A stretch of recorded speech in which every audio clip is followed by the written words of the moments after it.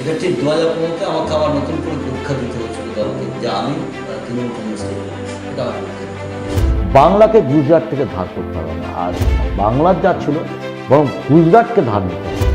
একটাই তো কাজ, চারদিকে শুধু তোলাবাজি, বাইক নিয়ে হামলা, এই তো কাজ। এটার জন্য ভয় পড়তে কিছু নেই। আমার কারোর পথ তো চিরস্থায়ী না।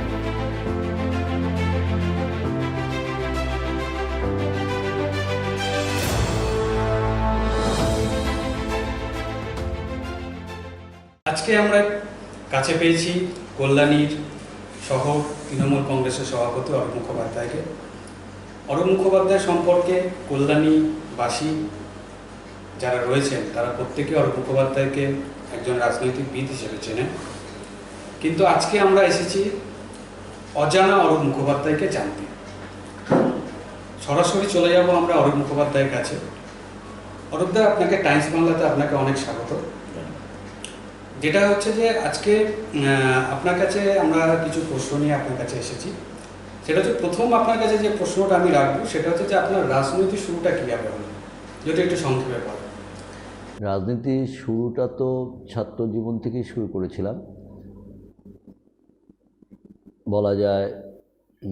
ক্লাস 11 থেকেই, কারণ যেহেতু বাড়িতে রাজনৈতিক একটা পরিবেশ ছিল সবসময়, বাবা দাদু সবাই একটা রাজনীতির মধ্যেই ছিল। আমাদের বাড়িটাই রাজনৈতিক পরিবার ছিল। দাদু কমিউনিস্ট পার্টি আন্দোলন করেছে, অনেক স্যাক্রিফাইস করেছিলেন। বাবা কমিউনিস্ট পার্টি আন্দোলন করেছেন, যুক্ত ছিলেন। বাড়িতে ছোটোবেলার থেকেই, জন্মের পর থেকে রাজনৈতিক আবহাওয়া দেখেছি। তো যদিও প্রথমে আমার রাজনীতিটা ভালো লাগতো না, আমি খুব পরিষ্কার বলি, আমার কেমন একটু বই পড়া নেশা ছিল আর কি। বইটাই পড়তাম, খুব লুকিয়ে লুকিয়ে পড়ার রাখে, গল্পের বই লুকিয়ে লুকিয়ে পড়তাম। কিন্তু ক্লাস মাধ্যমিক দিলাম। মাধ্যমিক দেওয়ার সময় মানে এমন একটা অবস্থা দেখলাম স্কুলগুলোতে, মানে আমি যে স্কুলটা পড়তাম, পানাল স্কুল, আমি দেখতাম যে আমাদের বয়সে তখন তো রাজনীতি আমরা কিছুই বুঝি না। এখন আমি আমার বাড়ির থেকে হয়তো রাজনীতি দেখছি, কিন্তু সবাই তো সেটা বোঝে না। আমি দেখলাম একটা জোর করে একটা চাপিয়ে দেওয়া, ছোটো ছোটো ছেলেমেয়েদেরকে সেই সময় রাজনীতিতে ঢুকিয়ে দেওয়ার চেষ্টা চলছে, ঠিক আছে। এইটা আমার কাছে একটু মানে বিষ দৃশ্য ঠেকেছিল, যে একটা ছেলে ম্যাচিওর্ড হবে, 18 বছর বয়স হবে, তারপর কলেজে যাবে, কলেজ থেকে সে রাজনীতি যদি মনে হয় সে করবে, ছাত্র রাজনীতি করবে, ছাত্র সংসদ করবে। কিন্তু 9, 10, 11, 12-এ রাজনীতিটা ভাবা যায় না। সেই সময় এটা চলছিল, স্কুলেও দেখেছি।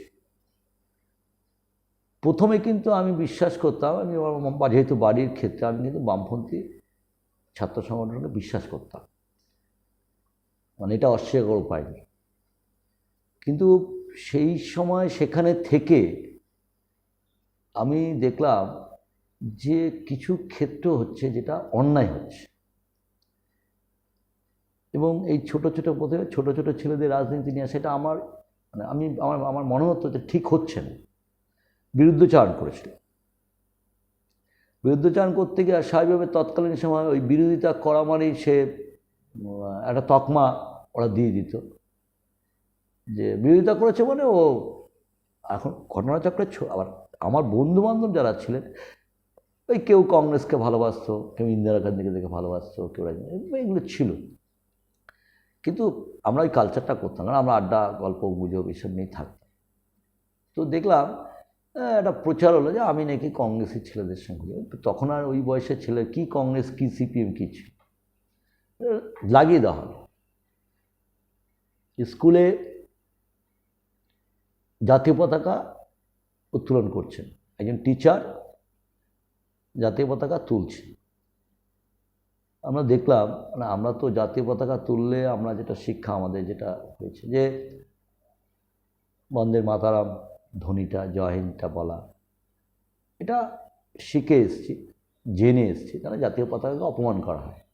হ্যাঁ, আমার যদি মনে হয় আমি জাতীয় পতাকা তুলব না, কিন্তু তোলার সময় তার যে নিয়মকানুন পদ্ধতি সেটাকে যদি না মেনটেন করা হয়, এবং সেটা একজন টিচারের কাছ থেকে যখন পাবো তখন সেটা খুব আপত্তিকর মনে হয়। এবং আমি শিক্ষা নিতে এসেছি যে টিচার কাছে, সে জাতীয় পতাকা তুলছেন কিন্তু একটা পার্টি স্লোগান দিচ্ছে, এটা আমরা প্রথম বিরোধিতা করেছিলাম। এবং সেখানে কিন্তু কোনো রাজনৈতিক রং না, ছাত্ররা এটা প্রতিবাদ করেছিল। প্রতিবাদ করে আমরা তৎকালীন সময় মহকুমা শাসকের কাছ থেকে সায়েন্স, আর্টস, কমার্স এই 3টে সেকশনে যারা ছিলাম আমরা সবাইকে প্রতিবাদ করেছিলাম। প্রচুর ছেলেমেয়েরা গেছে, সেখানে কোনো রাজনীতি ছিল না। এই প্রতিবাদটা কেন আমরা করলাম, কেন আমরা এসডি অফিসে গিয়ে বললাম যে একজন টিচার, এবং যিনি টিচার ছিলেন, যদিও আজকে তিনি নেই, কিন্তু তিনি সেই সময় ওই লাল সালাম ধ্বনি দিলেন জাতীয় পতাকা তুলতে গিয়ে, ইনকলাব শব্দটা ইউজ করলেন। এটা আমরা প্রতিবাদ করেছি, কারণ ওটা আমাদের জাতীয় স্লোগান নয়। আমরা বলেছিলাম এসডি সাহেবকে সেই সময়, মহকুমা শাসককে, তখন এসডি অফিসটা ওই ইয়েতে ছিল, টারি সেন্টারের সামনে ছিল। আমাদের কমপ্লেন করেছিলাম এবং আমরা বলেছিলাম এই একটা ব্যবস্থা, কিন্তু আলটিমেটলি আমরা দেখলাম যেহেতু ব্যবস্থা কোনো কিছু হয়নি, বা সেই টিচারকে মতো কোনো শোকজ বা কিছু বলা, এবং অদ্ভুতভাবে দেখলাম এই টিচার কোনো অনুতপ্ত করলেন না যে ছাত্ররা যেটা প্রতিবাদ করছে। তারপর আমাদেরকে এই প্রতিবাদটা করার জন্য আমাদেরকে তখন তকমা লাগানো হলো যে আমরা কংগ্রেসি কালচার, যদিও বললাম বামপন্থী বাসী, অর্থাৎ আমাকে বানিয়ে দেওয়া হলো। এই বানিয়ে দেওয়ার পর তার ঠিক আছে, তারপর অফিসিয়ালি 1992 সাল পঞ্চমীর দিনকে আমি ছাত্র পরিষদ, তখন তৃণমূল না, ছাত্র পরিষদে আমি যোগ দিয়েছিলাম। ডিসি বিল্ডিংয়ে একটা শুটে মিটিং হচ্ছিল, ছাত্র পরিষদ কমিটি হচ্ছিল। তৎকালীন সময় ছাত্র পরিষদের প্রেসিডেন্ট হলো শঙ্কু বাগচি, আমি ছিলাম, তারক সরকার সব যোগ দিলাম। তারক তো ওরা করতোই। এই আমি যোগ দিলাম 92 সালে ছাত্র অফিসিয়ালি। হ্যাঁ, তখনও কিন্তু 12-এ পড়ি, মানে তখনও কিন্তু মানে ওই কিন্তু আমরা যে কারণে ছাত্র পা বাড়ালাম, আমরা কতগুলো জিনিস প্রতিবাদ করার জন্য, যে আমরা স্কুলতে রাজনীতি করতে দেব না, স্কুলে রাজনীতি চলতে পারে, এবং বহু ছেলের ক্ষতি হতে দেখেছি। আমি যখন ওখানে ছিলাম আমি দেখেছি ক্ষতিটা কীভাবে করা হচ্ছে ছাত্রদের মাথা মুড়ে খাচ্ছে পড়াশোনা। তাদেরকে বলে দেওয়া হতো যে যা পারো করো, আমরা দেখে নেব, এরকম ল্যাঙ্গুয়েজ শুনতাম, প্রতিবাদ করেছি। তারপরে সেই সময় আরেকটা ঘটনা ছিল যেটা প্রতিবাদ করেছিলাম আমি, তখন এসবের শাখা ভাগ হচ্ছে, শিক্ষায়তন স্কুল, তখন টালির চাল ছিল স্কুল। আমি তৎকালীন সময় 2 নেতা ছিলেন, নেতাদের আমি নাম বলতে চাই না, এসবে তারা কেউ সংসদ হয়েছে, কেউ জেলার নেতা আছেন সিপিএম এখন পার্টি। সেই সময় ইউনিভার্সিটিটা পড়ানো হয়েছিল, ইউনিভার্সিটি আমরা চরম প্রতিবাদ করেছি, যে যেখানে শেখানো হচ্ছে শিক্ষানে চেতনানে বিপ্লব, শিক্ষার মধ্যে দিয়ে ভবিষ্যৎ প্রজন্মকে সংগ্রামে অংশগ্রহণ করতে হবে, সেই ছাত্রদেরকে আবার শেখানো হচ্ছে যে তুমি শিক্ষা প্রতিষ্ঠান পুড়িয়ে দাও। পরবর্তী ক্ষেত্রে জেনেছি সে নানা ইকুয়েশন ছিল, যাক গিয়ে আমরা তত তো ভিতরে ঢুকতাম না। আমরা প্রতিবাদ করেছিলাম, এবং যার অঙ্গুলের সেদিনকে এই ইউনিভার্সিটিটা পড়ানো হয়েছিল, যাদের জন্য তাদের কোনো রকম ব্যবস্থা তার ক্ষেত্রে নেওয়া হয়নি। এই দুটো মিশ্রণ করে আমার মনে হয়েছিল যে না, এটা প্রতিবাদ দরকার। প্রতিবাদ করেছি, ছাত্র পরিষদে যোগ দিয়েছি, এবং তৎকালীন সময় পাড়া স্কুলে পুরো ইউনিট ভেঙে দিয়েছিলাম, কোনো এসএফআই বলে চিহ্ন রাখিনি, কোনো সংগঠন থাকেনি, বাইরে যে যা খুশি করো, স্কুলে করে ভেঙে দিয়েছিলাম। পুরো ভেঙে দিয়েছি বলতে ছাত্রদের একটা জায়গায় করে, কারণ ওরা ওদের সেই বন্ধ ফন দিলেই বা ছাত্রদের বললে নানান এই স্কুলগুলো থেকে নানা উৎপীড়ন করতো, ভালো ভালো ছেলে মেয়েদের উৎপীড়ন করতো, বন্ধ করে। এই শুরু হলো। তো বামপন্থী ঘরের ছেলে হয়ে পরিবারে তখনও আপনার বাবা বামপন্থী একজন নেতা, তো সেখানে কোনো রকম কোনো বাধা সৃষ্টি হয়নি পরিবারের দিক থেকে? দেখেন, এটা তো খুব স্বাভাবিক। বাবা তার মানে ছোটো থেকে তিনি বামপন্থী রাজনীতি, হ্যাঁ, বাবা বলেছেন, বহুবার বলেছেন, তাদের নেতৃত্বরা এসেছিলেন আমার বোঝাতে। আমি কতগুলো প্রশ্ন তুলতাম, ঠিক আছে। হ্যাঁ, তখন হয়তো ম্যাচিওর নই, কারণ 18 বছর নেই, বাবার অন্যই ধ্বংস করতেন, এটা বাস্তব। কিন্তু আমার মনে হতো যে এটা অন্যায়, এটা ভুল। আমি বলেছিলাম এগুলো কোনো সুরাহা হয়েছে, ঠিক আছে। এবং আমি বামপন্থী ঘরের ছেলে ছিলাম, আমার পড়াশোনার সবচেয়ে ক্ষতি করেছে আমার নিজের লাইফে, নিজের লাইফে। শুধু মাধ্যমিক নয়, গ্র্যাজুয়েশন করতে গিয়ে আমি সেটা পেয়েছি। মানে কীভাবে আক্রমণ, কীভাবে হিট করতো, মানে আমি আমার নিজের জীবন দিয়ে উপলব্ধি করতাম, করেছি। তো বাবা বলেছেন, বাবা রাগ করেছেন, সেই মনে আছে। ঘটনাটা বলি, আমি এই ঘোষপাড়া স্টেশনে তখন আমাদের এক নেতৃত্ব, কংগ্রেসের নেতৃত্ব ছিলেন, কিষানদা মারা গেছে। তো আমরা তো তখন ছোটো, মানে আমরা তো জানার চেষ্টা করতাম। তো কিন্তু আমাদের মনে ভাসতো, মানে আমার চোখের সামনে ভাসতো, এখনও মনে আছে, স্বপন সেন শর্মার, আমি খুব ছোট ছিলাম তখন, আমার পাড়ারই ছিল, পশ্চিমবাংলার প্রথম ছাত্র নেতা খুন হয়েছিল। ভীষণ ভালো ছিল, আমরা তার হাত ধরে মানে খেলতাম ঠেলতাম, ছোট ছিলাম তখন, তো অত বুঝতাম না। বাবা মা পাড়ার তখন কিন্তু মানে এই রাজনীতি ছিল না পাড়ায়, ভালোকে ভালো বলতো, সবাই অ্যাপ্রিসিয়েট করত। স্বপনদা খুন হয়েছিল, পাড়ার মহিলাদের দেখেছিলাম সেই পুলিশকে গাইতে জুতো ছুটতে, মানে আমার এই পাড়ার B9 স্বপনদা, সেটা তো একটা দাগ পড়েছিল যে এটা কেন, একটা ভালো কেন খুন, কিসের জন্য খুন, ঠিক আছে। স্বপনদা আমার পাড়ার ইউনিভার্সিটিতে জিতেছিল ছাত্র সংসদে ৭৯, তাকে সেন্ট্রাল পার্কের বুকে মেরে দেওয়া হলো কাচ্চাপাড়াতে এসে। এবং আমি জানি যখন পড়েছিলাম, আমার বাবাই ফিরছিলেন বোধহয়, তার মানে স্বপনদা যখন রাস্তায় পড়েছিল ওই ডাস্টবিনের সামনে স্ট্র্যাপ করেছিল, আমার বাবাই গিয়ে পরে বাবার একজন কাকু ছিলেন, তারা গিয়ে হসপিটালে ভর্তি করেছিল। স্বপনদা খুব ভালো ছিল, মানে পাড়ার ছেলে, খুব ভালো ছেলে ছিল, জানি, কারণ ছোটো থেকে আমাদের নিয়ে খেলতে মাঠে, আমাদের মণিমালা ফেলা করাতো, স্বপন এসব করতো বোট পার্কে মাঠটা। তো বাবা, আমি ফিরছি, আমরা তখন দাঁড়িয়ে কথা বলছি কিষানদা, তো সেই সময় ট্রেন এসছে, ওই তখন বাজে 6:30 ট্রেন ঢুকতো, ছোটা 34 ট্রেন ঢুকতো। ওখানে নামে একটা চায়ের দোকান ছিল ওই ঠিক স্টেশনের উপরে, প্ল্যাটফর্মের মানে। তা হঠাৎ করে দেখি চোখের সামনে বাবাকে, তো বাবা দাঁড়িয়ে মানে ইনস্ট্যান্ট বাবা একটা চড় মেরেছিল সবার সামনে। তো মারার পর আমাকে একটা কথা বলেছিল যে তার যুক্তি ছিল, মানে তিনি তখনও গার্জিয়ান, মানে তিনি আমার গার্জিয়ান, তার যুক্তি ঠিক ছিল যে ভদ্রগড়ের ছেলে কেন সন্ধ্যাবেলায়, মানে এই বয়সী ছেলে স্টেশনে কেন, কী কারণে। তো পরবর্তী ক্ষেত্রে খুব এত লোকের সামনে স্বাভাবিক, 12-এ পড়ি, মানে এই দেব, তো স্বাভাবিক এটা তো লেগেছিলই। আমার মনে আছে সেই জামাইবাবু বাড়িতে গিয়েছিলাম, আমার জামাইবাবু মানে খুব সাপোর্ট দিত আমাকে, মানে ফিনান্সিয়াল বলুন সবটাই প্রচণ্ড সহায়তা করতো। মানে আমি এই যে ছুটে এই করতাম, সবটাই জামাইবাবু, মানে অর্থনৈতিক আমার জামাইবাবু, আর তখন দাদা ব্যবসায় ঢুকে দাদা হেল্প করতো, প্রচুর হেল্প করতো, মানে সব জায়গায় আমি যেখানে এখানে যেতাম, মানে আমাকে এই মানে প্রায় একটা হাত খরচ দিত আর কি। বললাম গিয়ে, মানে আমার বলার জায়গা হচ্ছে জামাইবাবু গিয়ে বাবাকে বলছিল যে আপনি এরকম বড় হয়েছে, ও গায়ে কেন দিলেন। বাবা যেটা যুক্তি দিয়েছিলেন যে ভদ্রগড়ের ছেলে কেন স্টেশনে থাকবে সবাই। তো তখন আমার জামাইবাবু বলেছিলেন যে আপনি তো ওই কারণে গা হাত দেননি, ওই কংগ্রেসি লোকের সঙ্গে আড্ডা মারছিলেন বলে, তাই ওকে চটটা মারলেন, ঠিক আছে। তো এটা হয়েছে।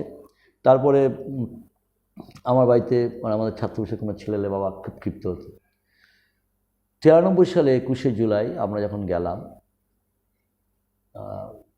তখন যুব কংগ্রেসের, মানে আমরা মমতা বন্দ্যোপাধ্যায়ের প্রতি আমরা আকৃষ্ট হয়ে গেছি। কংগ্রেসে একটা বিভাজন হয়েছে, মানে আমরা যেভাবে কাজ করতে চাইছিলাম তখন তৎকালীন কংগ্রেসি নেতারা ছাত্র পরিষদের, কারণ ওরা বারবার ডোমিনেট করতে চাইতো, আমরা বলতাম ছাত্রদের ব্যাপারে কেন সিনিয়র নেতারা ঢুকবেন বারবার। তো এই নিয়ে একটা বিভাজন হয়েছিল, কংগ্রেসি কালচার যেটা ছিল আর কি। তো আমরা তখন ঠিক করেছিলাম যে মমতা ওই আন্দোলনে অংশগ্রহণ করবো, সবাই যাও। তখন ছাত্র করি, কিন্তু 93 সালে ঘটনা, HS দিচ্ছে, যে দিচ্ছে আর কি, দেবো আর কি। তো সেই সময় HS সেই সময় দেখলাম আমরা সেই বাসে করে গিয়েছিলাম সবাই, মানে তার আগে পুলিশ 3টে গাড়ি ঠিক করেছিলাম মনে আছে, একটা এই সুকুমারী একটা বাস আছে ছোট বাস, আর 2টো ম্যাটার ঠিক করেছিলাম সেন্ট্রাল পার্ক থেকে। তো পুলিশ গিয়ে তো আটকে দিল, যেতে দেবে না মহাখান। ওই বাসটার কথা পুলিশ তখন জানতো না, আমার বাড়িতে রাত্রবেলা পুলিশ গিয়েছিল, যেরকম কারা যাচ্ছে কে যাচ্ছে জানতে গেছিল। তো আমি বলিনি যে আমরা যাচ্ছি না, তো এরকম বলেছিল। তা তখন বাবা প্রশ্ন হচ্ছে কিংবা পুলিশ কেন বাড়িতে, ঠিক আছে, তাহলে ওই আমরা কালকে যাচ্ছি না। তো বললো কোথায়, তা বললাম যে ওই একটা আন্দোলন হচ্ছে কলকাতায়, সেটার ব্যাপারে জানতে আমরা যাচ্ছি। আমাকে বাবা বলছে তুমি যাচ্ছ নাকি, বললাম না মানে আমি যাবো কী করে, ঠিক আছে, মানে বাবার কাছে লুকিয়েছিলাম আর কি। তো তারপরে আমরা কিন্তু যাই, বাস আমাদের প্রচুর বাধা, আমাদের নৈহাটি আটকেছিল, ব্যারাকপুরে আটকেছিল। আবার আমার মনে আছে সব পুলিশ অফিসার তো খারাপ নয়, সব পুলিশ অফিসার তো খারাপ হয় না। একটা পুলিশ অফিসার ব্যারাকপুরে বলেছিল তোমরা এক কাজ করো, ছাত্রের ব্যানারটা খুলে নাও, তাহলে তোমরা যেতে পারো। আর যদি তোমাদের রাস্তায় পুলিশ ধরে তোমরা বলবে ছাত্র তো সব চিড়িয়াখানায় যাচ্ছে।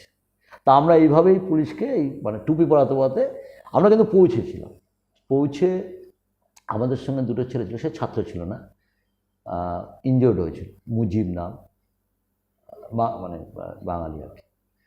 তো 13 নম্বর থাকে, তো ও হয়েছিল। আর তো চোখের সামনে দেখলাম আর কি, আমরা তো তখন খুব মানে উত্তেজিত। সেই মেয়র রোডের দিকে আমরা ছিলাম, মেয়র রোড থেকে আমরা সেই রেডিও সেন্টার দিকে এগিয়ে যাচ্ছি, আর পুলিশ গুলি করছে। তখন আমরা জেদ চেপে গেছিল। যাই হোক, তারপর তো সেই কোর্টে আমাদের আরও দুজন ছিল সিনিয়র, তারা সেই ওই গাড়ি ভাঙচা, তারপরে রক্তপাত, হসপিটালে ভর্তি করছিল। যা চলে এলাম আমরা, সন্ধ্যাবেলায় ফিরেছি, কিন্তু আমরা 4-5 জন ফেরেনি, মানে আমরা খুব চিন্তিত ছিলাম, ছাত্র তো সবাই, আর কলকাতা চেনে না সবাই, তো সে নিয়ে খুব চিন্তিত। 2-3 জন, তারপর তো আরও নিয়ে এসছে ওদের, পরে আমাদেরই 2 জন কলকাতা থেকে ট্রেনে করে ফিরেছিল রাত্রেবেলা। তো এই করে আমি বাড়িতে 8টা, 8:30 নাগাদ বাড়িতে ঢুকেছিলাম। বাড়িতে ঢুকতে গিয়ে গেটের সামনে বাবা ব্যাগ নিয়ে দাঁড়িয়ে আছে, যে বললো তুমি আর তোমার বাড়িতে জায়গা নেই, তুমি, কারণ বাবার যুক্তি ছিল তোমার 18 হয়নি, তুমি সাবালক নও, নাবালক এখনও, তো তার যুক্তি ছিল। তো এখন আমি যেটা বলবো সেটা ভাবতে যাবে, তার জায়গা দাঁড়িয়ে আমি আশ্রয় করবো না, গার্জিয়ান জায়গা দাঁড়িয়ে তিনি সেটা ঠিকই বলেছেন। তো কিন্তু সেই কারণে বললো যে তুমি যেখানে থাকার থাকো গিয়ে। আমার মনে আছে একটা ব্যাগ আমায় ধরে দিল, আমার 2টো জামা আর একটা প্যান্ট ছিল, একটা গেঞ্জি ছিল, এই দিয়ে আমার বললো যাও, এই বাড়িতে ঢুকতে পারবে না। তারপর গিয়ে উঠলেন কোথায়? আমার সেই জামাই বাড়ি, যে আমায় উদ্ধার করে, আমার বাড়ি থেকে উঠলাম। তো জামাই বাড়ি তখন তো একসঙ্গে থাকতো, সেই বাড়িতে গিয়েছিলাম 7 দিন। তারপর আমার একটু জিদ ছিল যে আমাকে বের করে দিল, আমিও বাড়িতে ঢুকিনি। তারপর তো দাদা আবার গিয়ে বাড়িতে ফিরিয়ে নিয়ে এসেছিল আমাকে, তাই ছিল। এবং বাবা খুব পরিষ্কার বলেছিল লাস্টে, যে তুমি 21 বছর হয়ে যাবে, তুমি তোমার সিদ্ধান্ত নিতে পারো, কিন্তু যতক্ষণ তোমার তুমি রাজনীতি তোমার কোনো রাজনীতি করতে হবে না, কিন্তু তুমি 21 বছরে তুমি রাজনীতি, এটা বাবার যুক্তি ছিল। তার জায়গা দাঁড়িয়ে আমি জানি এটা ঠিকই, মানে হয়তো তার যুক্তিটা ঠিক ছিল হয়তো, আজকে তিনি নেই, কিন্তু তবুও আবার বলছি বাবা কিন্তু আমার আদর্শ, নীতির জায়গাটা। আপনার বাবা কখনো আপনাকে, আপনার বাবা বামপন্থী, আপনি তখন কংগ্রেসই করছেন, বাবা কখনো সাজেশন দিয়েছেন রাজনীতিটা? না, বাবা তা না। বাবা প্রথমে আমাকে একটা কথা বলেছিলেন, যে সেটা পরে বলেছিলেন, যে যখন দেখলো, মানে আমি বাস্তব বলি, এবার 21 বছর হওয়ার পর আমি যখন কলেজে চলে গেছিলাম, পরে ওখানে গিয়েও তো আমি শুরু করেছিলাম, ওখানেও তো আবার সিপিএমে। তা এখন যেহেতু বাবা বিসিকেবি চাকরি করতেন না, বাবা ওখানকার ইউনিয়নের নেতা ছিলেন, তো অনেকেই চিনতেন, আর বাবার জুরিডিকশন বোধহয় ওইটাই ছিল, হরিঙ্গাটা ফরিঙ্গাটা এগুলো দেখতেন আর কি। তো তারা বোধহয় রিপোর্ট করেছিলেন বা কিছু বলেছিলেন। তো পরে আর সত্যি কথা বলতে গিয়ে 21 হওয়ার পর বাবা কিন্তু রাজনীতি নিয়ে আমার সঙ্গে একটাও কথা বলতেন, যেই 21 বছর, এটা কিন্তু আমি পেয়েছি। রাগারাগি করেছেন, সব বলেছেন, বা এই নেতা খারাপ, কংগ্রেসে এই কালচার নেই, কিন্তু আমাকে আর বলতেন না যে তুমি এই পার্টিটা করো, এটা বলতেন কংগ্রেসের সম্বন্ধে নানা কথা বলতেন। তো নেতাদের সম্বন্ধে এই নেতা ভালো না, এইসব অসৎ, এসব বলতেন, তার জায়গা দাঁড়িয়ে তিনি বলেছেন। তো এগুলো শুনতাম আমি, কিন্তু আমাকে আর বলতেন না যে তুমি কংগ্রেস করবে কি বামপন্থী করবে, বোঝানোর চেষ্টা করেছেন, কিন্তু তারপর চাপ দিতেন না, মানে জোর করেননি কোনো দিন আর। তারপরে দ্বিতীয়ত, এটা আমি বলছি, তৃণমূল কংগ্রেস যখন তৈরি হল, মানে আমি তখন অনেকটাই বড় হয়ে গেছি, মানে সেই সময় আমি আপনাকে বলি, আমি তখন মানে প্রথম দল তৃণমূল কংগ্রেস তৈরির সময় 1998 সালে, তারাও কিন্তু ততদিনে একটু বিতুশুদ্ধ হয়েছিল, যেটা আমার কথাবার্তা মনে হতো। মানে তারা সিপিএমে এই যে কালচার বা এটা আস্তে আস্তে কিন্তু, কারণ আমার বাড়িতে সোভিয়েত দেশ আসতো, আমার বাড়িতে জিডিআর আসতো, মানে মানে তৎকালীন সময় সব দেখতাম বই, সেই সুন্দর সুন্দর বই সব দেখেছি আমরা। তো এগুলো দেখার পর তখন এরা কমিউনিস্ট পার্টি তখন ছোটোবেলাতে দেখতে, ওরা তো এটাই করতো ছোটোর থেকে, মানে মাথায় মানে ইনজেক্ট করে দিত আর কি, ঠিক আছে, যে কমিউনিস্ট দেশ মানে এই টাইপের। সোভিয়েত দেশ ভেঙে গেল, ঠিক আছে, খণ্ড খণ্ড হয়ে গেল। রোমানিয়া মানে অত্যাচারগুলো বেরিয়ে আসতেছিল, যে রোমানিয়ার সে অত্যাচার, ঠিক আছে। জিডিআর বার্লি মানে মানে পূর্ব জার্মানি পশ্চিম এক হয়ে যাচ্ছে, ঠিক আছে। তো মানে কমিউনিস্ট পতন শুরু হলো আর কি, পরপর শুরু হলো। সেই সময় আমি দেখেছি আমাদের ধরুন ফার্স্ট মানে রমেনদার প্রার্থী হচ্ছেন যখন, তখন বাবারাও কিন্তু কোনো একটা জায়গাতে তারা কিন্তু সিপিএমের থেকে সরে যাওয়ার চেষ্টা করে, মানে কমিউনিস্ট পার্টি অফ ইন্ডিয়া করতেন, সিপিআই ছিলেন তারা বামফ্রন্ট থেকে, এবং তাদের সঙ্গে তাদের লিডারশিপের অনেক সময় এই হট হতো, মানে ডিসকাস হতো, শুনতাম ফোনে, ঠিক আছে, এইভাবে মানা বলতো না। তৃণমূল তৈরি হলো, পর আমি প্রথম যুব সভাপতি হলাম। তো সেই জায়গা দাঁড়িয়ে বাড়িতে ঢুকেছিলাম, আমার মনে আছে। তা আমাকে তখন একটা কথা বলেছিলেন, আমার মনে আছে, বলতেন যে রাজনীতি করছে যখন তুমি তো আর নয়, কিন্তু তখন আমাকে কিছু পরামর্শ দেন যে মানুষের কাজ করতে হবে। আর একটা কথা বলতেন আমাকে, আমি এখনও মনে আছে, রাজনীতির টাকা, পার্টির টাকা কোনোদিন বাড়িতে নিয়ে আসবে না, এটা কিন্তু বারবার, যে ওটা কোনোদিন করবো না, আমরা যা আছি ভালো আছি, তো ওটা কোনোদিন করবে না, এইটা আমাকে কিন্তু আপনি, ঠিক আছে, উপদেশ দিত। এইটা করেছে।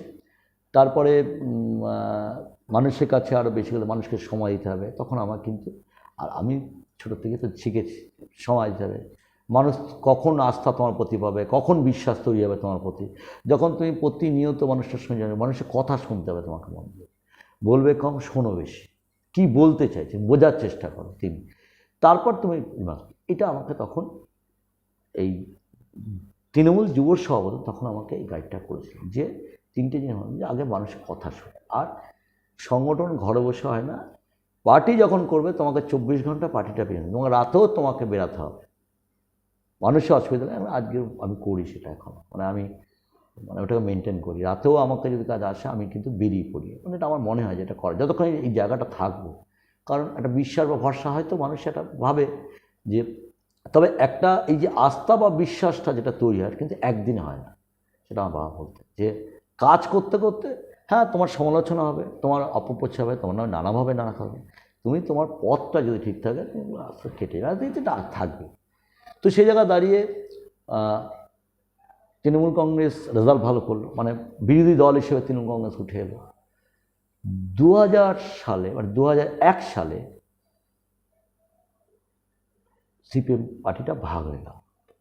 তখন আমার বাবা হসপিটালে ছিলেন, ভর্তি ছিলেন, তাকে তো প্রতিবারই ওই হার্টের প্রবলেম ছিল, ঠিক আছে, আমরা পারিনি, মানে তার ট্রিটমেন্ট বা ওই বললাম না, আমরা সেইভাবে করতে পারিনি, তার জন্য এটা উচিত ছিল। তো আমাদের তো চাকরি বাকরি ছিল না, যেমন আজকে আমি চাকরি করছি তার দ্বারা, মানে তার চাকরিটা আমি করছি বেসিক্যালি।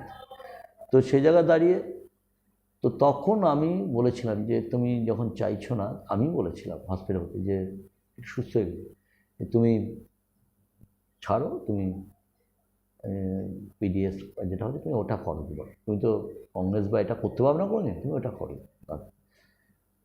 বাবা কিন্তু সুভাষ বসুরা একসাথে পিডিএসটা তৈরি করল, হ্যাঁ, করা, তারপর ওটা করেছেন। তো সিপিএম থেকে ভেঙে বেরিয়ে গেল, এবং 2001 সালে পিডিএসও প্রার্থী দিয়েছিল, আমরা আমাদের প্রার্থী দিয়েছিলাম, কিন্তু আমাদের সবার একটা লক্ষ্য ছিল সিপিএমকে হারাতে হবে। আমার মনে আছে আমরা একটা কথা সিদ্ধান্ত হয়েছিল যে এ নিয়েও ওদের হারাতে হবে, সেখানে যদি দেখা যায় যে আমরা কোথাও জেতার জায়গা আছি, ওরা আমাদের সহায়তা করবে, এটা কথা হচ্ছে। তৃণমূল কংগ্রেস যখন প্রথম বিধানসভা নির্বাচন করে এটা হয়েছিল, কারণ আমার মনে আছে তখন আমাদের প্রার্থী হয়েছিলেন গৌরীশঙ্কর দত্ত, আর সুভাষ বসু হয়েছিলেন পিডিএসের প্রার্থী, এটা হয়েছে। তো পাশাপাশি এটাও বলবো না, আমি আবার বলছি যে আমি কিন্তু মানে এই রাজনীতি করতে এসে বাড়িতেও যেমন আমাকে লড়াই করতে হয়েছে, মানে বাড়িতেও মা আমার প্রতি একটা ছোটো ছিল বলে সফট কর্নার ছিল, মার ছিল, দিদির ছিল, একটা সফট কর্নার ছিল বাড়িতে, ঠিক আছে, জায়মুদ ছিল, ঠিক আছে, ছোটো জায়মুদ ছিল, মানে সফট কর্নার ছিল সবাই, ঠিক আছে। আর বাড়ির ছোটো ছেলে বলেই হয়তো ছিল। আর বাবা কিন্তু ওই জায়গায় কোনো কম্প্রোমাইজ, তার রাজনীতি জায়গায় কম্প্রোমাইজ করে, তার জায়গা দাঁড়িয়ে আমি মনে করি তার জায়গা হয়তো তিনি ঠিক ছিলেন। আমি যেমন আমার জায়গা দাঁড়িয়ে রাজনীতি কোনো কম্প্রোমাইজ করিনি। পরিবারের এখন কতটা সাপোর্ট পান? দেখুন, তার পরবর্তী ক্ষেত্রে 2006 মানে এই লোকসভা ধরুন আমাদের যে নির্বাচন গেছে, তার পরবর্তী ক্ষেত্রে বাবা 2007-এ মারা গেছেন 23শে জানুয়ারি। তো তারপর মানে পরপর তারপরে ধরুন আমি 2009 সার্ভিস বাবার চাকরিটায় জয়েন করেছি। আমি তার আগে ব্যবসা করতাম, ঠিক আছে, ওই আজকে বলে না অনেকে বেকার থাকে, আমি হোম সার্ভিস ব্যবসা করেছি স্টুডেন্টদের নিয়ে। আমি দেখতাম যে বেকার বসার তখন 2003 সাল থেকে ব্যবসাটা করেছি, খুব ভালো রেসপন্স, খুব ভালো ব্যবসা করেছি, ঠিক আছে।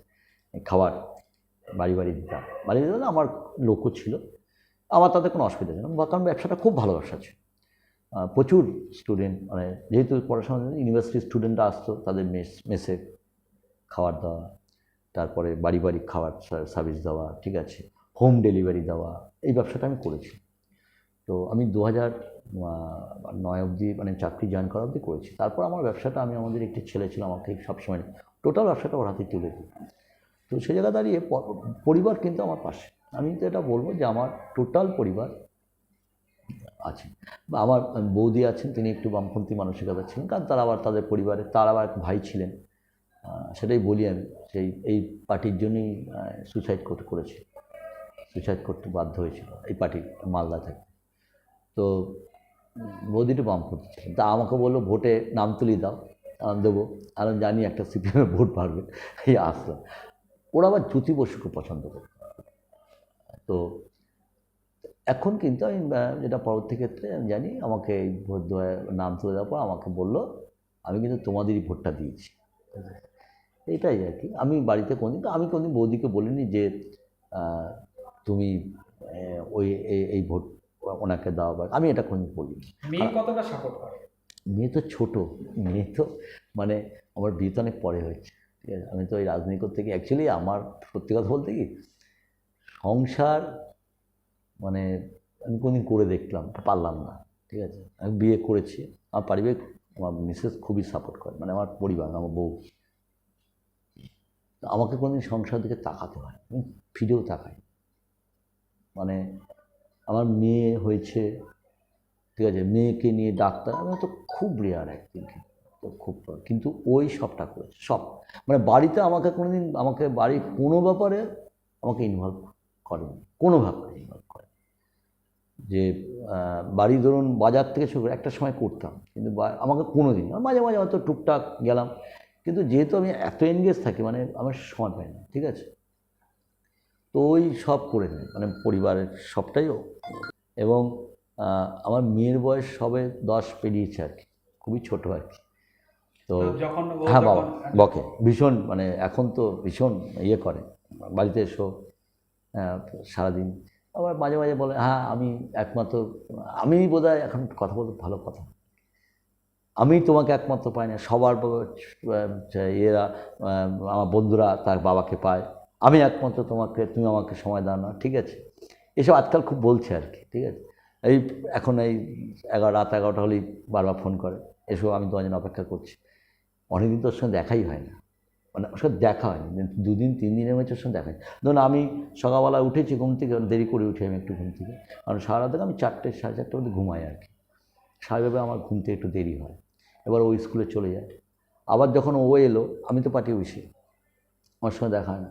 আবার যখন আবার রাতে ঢুকলাম, হয়তো ফোন করলো, কথা বললো, এবার আমি যখন ঢুকলাম হয়তো ঘুমিয়ে পড়েছে। এরকম বহুদিন হয়েছে, মানে অনেক দিন বাদে আবার ওর সঙ্গে দেখা হচ্ছে, ঠিক আছে। তো আমি জানি যে মিস করে, ঠিক আছে। তারপর ধরুন ওই স্কুলে, যে স্কুলে পড়ে অনেক গার্জিয়ান ওর প্রোগ্রামে যায়, ঠিক আছে। আলটিমেটলি ওর মাই ওর আবদারগুলো পূরণ করে, স্বাভাবিকভাবে ওর মাই ওর বন্ধুর মতন, মানে জানে তো বাবাকে পেলে তো তার হবে, কিন্তু মাঝে মাঝে বলে আর কি ঠিক আছে। আর দ্বিতীয়ত ওর মাও আমার সঙ্গে ছায় না, কারণ আমি 2 দিন নিয়ে বেরিয়েছিলাম, মানে ওর মা একটা অভিজ্ঞতা আছে আচ্ছা, যে আমি বাজারে নিয়ে গেছিলাম গাড়ি করে, ঠিক আছে। তো আমি বাজারে আমার সঙ্গে গিয়েছিল, ফোন এসেছিল, আমার আর মনে নেই ও পিছনে আছে, আমি বেরিয়ে চলে গেছি, ঠিক আছে। তো এরকম 2 দিন করেছে ওর সঙ্গে। এবার ওই আতঙ্কটা আছে, ঠিক আছে, যে মেয়েকেও হয়তো কোথায় ফেলে দিয়ে আমি চলে যাব, ঠিক আছে। এরা ভয় পায় আর কি, ওই জন্য মেয়েকে ছাড়তেও চায় না, যে কোথায় আমি ফেলে দিয়ে চলে যাব, আমি কোন জায়গায় চলে যাব। তো সেই জায়গায় দাঁড়িয়ে তবে এটা ঠিক যে আমি পরিবারের মানে ফুল সাপোর্ট, মানে আমাকে কোনো সময় পরিবারের কিছু প্রয়োজন আমাকে কোনো সময় আমাকে ডিস্টার্ব করে না, আমাকে মানে জানে যে হবে না, ঠিক আছে। ও বুঝেও গেছে যে, আর ও তো আগেও জানতো, আর আমাদের মধ্যে রিলেশন করেই বিয়ে হয়েছিল, ও জানতো সবটা, পাশাপাশি তো থাকতো, তো জানে কী টাইপের আর কি। তো ওটা মেনে নিয়েছে আর কি, কী করবে আর কি। তবে কোনোভাবে আমার কাছে মানে আমার মিসেসের কোনো চাহিদাও নেই, মানে আমার কাছে কোনো কিছু চাইনি, এই জায়গাটা আমার সবচেয়ে প্রিয়, ঠিক আছে। আমরা হয়তো 2 বছরে একবার একটু ঘুরতে গেলাম, তাও এখনও হয় না, ঠিক আছে। এইটুকু মানে আমার সঙ্গে সে কোনো মানে আজ পর্যন্ত আমাকে বলেনি যে এটা আমার লাগবে, কোনোদিনই বলেনি, অর্থাৎ জানি।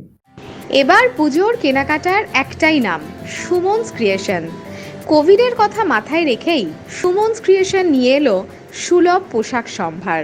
আচ্ছা, সামনেই তো পুজো, আর কিছুদিন পরে পুজো। ছোটবেলা পুজোটা কীভাবে কাটাতেন? ছোটোবেলায় পাড়ায় পুজো হতো আমাদের, দুর্গা পুজো আমাদের বোট পার্কে পুজোটা হতো, যেতাম। তবে ওই ছোটোবেলায় একটু কাচ্চাপাড়াও দেখতে নিয়ে যেত বাড়ি থেকে। একদিন বাবা মা আমার একসঙ্গে যেত, রিক্সা করে বেড়াতো, 2টো রিক্সা নিত, আমরা 4 ভাই বোন, ঠিক আছে। 2টো রিক্সা আছে আমাদের, শ্যামলদার পুরানো রিক্সা আমার মনে আছে। সে আমরা একদিন ঘুরতে বেড়াতাম সবাই। তো আমাদের কাচ্চাপাড়া পুরনো বাড়ি ছিল, পুরনো একদম দাদুর থাকতো না, তো ওখানেও আমরা একদিন যেতাম ওই দাদুকে নমস্কার করতে। আর কাচ্চাপাড়া পুজো খুব নাম করা পুজো ছিল, তো একদিন কাচ্চাপাড়া নিয়ে যেত, ওই ডাঙাপাড়া পুজো, আবুদার পুজো খুব বিখ্যাত। তখন থেকে না ওই দেখতাম, বাবার যেতাম আর কি, আমার এটা শখ ছিল আর কি। ভাবতাম যে কল্যাণীতে এরকম বড়ো পুজো নেই, কল্যাণীতে ওই ছোটো ছোটো পুজো, তারপরে ওই সব খাওয়া দাওয়ার মধ্যে, তখন তো এত খাওয়া দাওয়া হতো না পাড়ায় পাড়ায়, ওই একদিন হয়তো খিচুড়ি, তখন এসব হতো না, ঠিক আছে। তো ওই পুজো পরে কেমন আর কি ফাঁকা হয়ে যেত, 8টার পর সব ফাঁকা, ঠিক আছে। ওই এরকম 8টা 7টার পর সব ফাঁকা হয়ে গেল, তো দেখতাম আর কি, পাড়ায় পাড়ায় মণ্ডপে গিয়ে বসতাম, আড্ডা ফাড্ডা মারতাম, ঠিক আছে। সেন্ট্রাল পার্কে যেতাম, সেন্ট্রাল পার্কে যেহেতু সব জায়গাতে যেত, আমরা একটু দেখতে যেতাম। কাচ্চাপাড়া গিয়ে আমার মনে হতো যে তাহলে আমরা কেন কল্যাণীতে পারি না, আমরা কেন কল্যাণীতে এটা বড়, এটা আমাকে তো ছোটোবেলা থেকে শখ যে কল্যাণীতে এরকম বড়ো পুজো হবে, আমার ছোটো থেকে শখ ছিল, আমরা কল্যাণীতে যদি কোনোদিন পারি আমরা কল্যাণীতে বড় পুজো করব। তো সেই শখটা মিটেছে আর কি, মানে কল্যাণীতেও 96 সাল থেকে পুজো শুরু করেছিলাম, পুজোর ইতিহাস আছে। তারপর তো এখন কাচ্চাপাড়া মানুষ কল্যাণীতে দেখতে আসে, ঠিক আছে। নদিয়া, 24 পরগনা, ঠিক আছে, কারণ ওদিকে শ্রীভূমি করে আর এদিকে আমাদের পুজো হয়।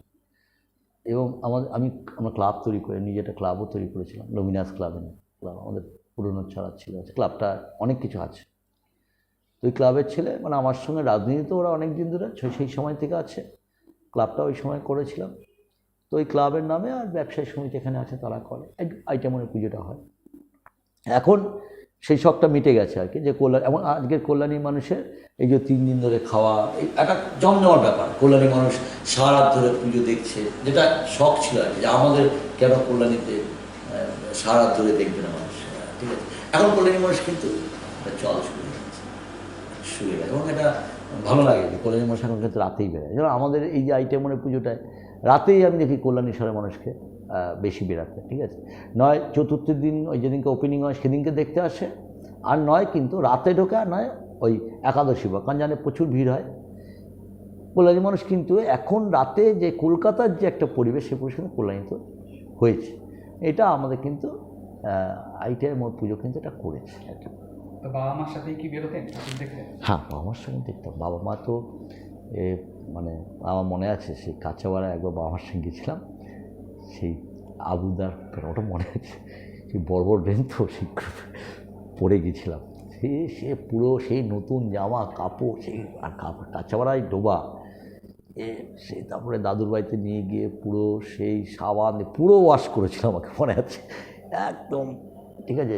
মানে কিছু মানে জুতো নেই আর কি, ঠিক আছে। ওই মানে কলেজ মোড় থেকে বেরিয়েই ওই দিক দিয়ে নিয়ে যাচ্ছে, ওই ডোবাতে পড়ে গেছিলাম, দেখতে পাইনি, ভিড় ছিল। সে তুলে নিয়ে বাবা আসে, কি বকাবকি, আর গায়ে থেকে গন্ধ বেড়াচ্ছে, সে মানে বমি করে কি বাজে, মানে আমার মনে আছে ওইটা এখনও। কাছেবাতে ওই ড্রেনে পড়ে গেছিলাম বড় ডোবাতে। তবে হ্যাঁ, ছোটোতে একটু লম্বা তো আমি, ডুবিনি আর কি, কিন্তু কাছেবা তো ডোবা অনেকটা, সেই পুরো জামা কাপড়, নতুন জামা কাপড় গিয়েছিলাম। তো ছোটবেলার পুজো আর এখনকার পুজো কতটা পার্থক্য মনে হয় এখন আপনার কাছে? এই যে বললাম কল্যাণী মানুষ ছোটোবেলায় পুজো দেখতাম, এখন কল্যাণী মানুষ পাড়ায় পাড়ায় এই বাইরেতে থাকে, তারা আসে পাড়ায় পাড়ায়, যে খাওয়া দাওয়া হয় 3 দিন ধরে, এটা ভালো লাগে আমার। সবাই একটা পাড়ায় মানুষ একটা জায়গা, ঠিক আছে, সবাই মিলে দেখা হয় না, নানান কাজ এখন আমরা খুব বেশি এনগেজ হয়েছি, ঠিক আছে। এই যে একসঙ্গে বসে খাওয়া দাওয়া হচ্ছে, এটা ভালো। মানে কল্যাণীতে এই কাজ, কল্যাণীতে আছে, সল্টলেকও আছে, কিছু কিছু জায়গায়, কোনো ব্লকে এটা সল্টলেকও আছে, ঠিক আছে। আমাদেরও বলে যেমন যে হ্যাঁ আমরা করতাম আগে 2 দিন, বলছে না 2 দিন না 3 দিনই, মানে আমরা সারা বছর, বাড়ির মহিলারা বলে সারা বছর কাজ করি। তফাৎ তো নিশ্চয়ই আছে। এখন তো মানে সেই সময় কল্যাণী শহরের আজকের পুজোর সঙ্গে তো তৎকালীন সব পুজো মানে এত জৌলুস ছিল না, সেটা তো একটা আছে। তবে কী জানেন তো, একটা কি মানে ছোটোবেলায় কিছু জিনিস তো ভালো লাগতো, সেগুলো তো স্মৃতি হয়ে থাকে। বেলুন ওড়ানো, বন্দুক ক্যাপ ফাটানো, ঠিক আছে, সেই বন্দুক নিয়ে ক্যাপ ফাটাতাম, ঝগড়া করতাম, সেগুলো মিস করেন? সেটা অবশ্যই। এগুলো তো দেখেন, এগুলো তো ঝগড়া করতাম, বন্দুক কেড়ে নিচ্ছে, সেই সব আছে, ঠিক আছে। বন্দুক বাড়িতে বকা করতো, সেই বায়না ধরতাম, সেই পঞ্চমীর থেকে, সেই মনে আছে, সেই ষষ্ঠী অবধি পড়তে হবে, ঠিক আছে, ষষ্ঠী অবধি পড়তে হবে। ষষ্ঠী পড়লাম, ষষ্ঠীর পুজো সকালবেলা পড়ে এইবার ষষ্ঠীর বিকাল থেকে এই জামা কাপড় পরে সে বেড়ানো, ঠিক আছে, সে বন্ধু ক্যাপ কিনে দাও, সে বায়না করতাম, ঠিক আছে। তো এইসব তো ছিল, এগুলো তো মিস করি, এগুলো তো আর ফিরে পাবো না, ঠিক আছে। এখন যেমন দেখি ওই বন্দুক নিয়ে মেয়েও দেখুন দেখি, আমার মেয়ে জন্য বন্দুক চাইলে আমি খুব তাড়াতাড়ি যাই, ওইটা করি পুজোর সময়, ও বন্দুক কিনে দেবে খুব, আর ওটাও খুব সেই পিচকিরি বন্দুক বলুন, এগুলো সব ওকে এখন কিনে দিই, ওগুলো একটু টুকটাক ওর জন্য ওটা করি। ওটা দেখলে আর কি মনে হয় আর কি যে আমরাও তো করতাম একটা সময়, ঠিক আছে। অ্যাকচুয়ালি বাচ্চাদের তো এখনকার পড়াশোনার মধ্যে বেশি এনগেজ থাকে, তাদেরকে এত বেশি আমরা এনগেজ করে দিচ্ছি, মানে আমরা তাদেরকে যন্ত্র বানিয়ে দিচ্ছি। মানে ফার্স্ট হতেই হবে সবাইকে, সেকেন্ড হতেই হবে, নাহলে ভালো ছেলে নয়, ভালো মেয়ে নয়। তো এটা তো আমরা চাপিয়ে দিচ্ছি, সারাদিন পড়াশোনা, ঠিক আছে। এই বয়সে কম্পিউটারে বসতে হবে, অনলাইনে আমি জীবনে ভাবিনি আমার বাচ্চা অনলাইনে ক্লাস পড়াশোনা করছে, মোবাইলে দিয়ে তাকিয়ে আছে, মেয়েটার আমার চোখটাকে আছে, ঠিক আছে। তো দেখছে এগুলো, তো তারা তো পায় না। তবে আমি আমার মেয়েকে আমি পরিষ্কার আমার মিসেসকে বলেছি, রেজাল্টটা বিষয় না, বিষয়টা মানুষ করতে হবে। আমার কাছে রেজাল্টটা বড়, মানুষ হোক, আর মানুষের দুঃখ উপলব্ধি করো, যে তুমি যেটা পাচ্ছ এই উপলব্ধিটা করাও, যে ঠিক আছে। আমার বাড়িতে ধরুন রোববার দিন ওটা আমি বলে রেখেছি, আমার ওই যায় না রোববারে ভিক্ষা টিক্ষা চাই, তার হচ্ছে ওকে দিয়ে দেওয়া, ও দেবে, ওই দেয়, ও নিচে নেমে রোববার দিয়ে দেয়। তো এই যে পড়াশোনা, আমি কিন্তু বলেছি পড়াশোনা করবে, খেলাধুলা করবে, আমি কিন্তু তার খেলার যে ভাবনাটা সেটা কিন্তু তার মনের ভিতরে সেটা কিন্তু নষ্ট হতে দেবো না, আমি পরিষ্কার, ওটা আমার মিসেস করে।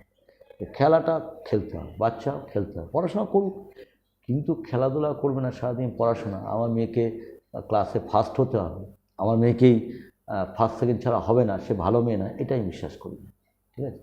বহু ছেলে মেয়ে ফার্স্ট হতো ছোটোবেলায়, বড় বয়সে তার শৈশবটাও গেল, তার মেন্টাল প্রবলেম হলো,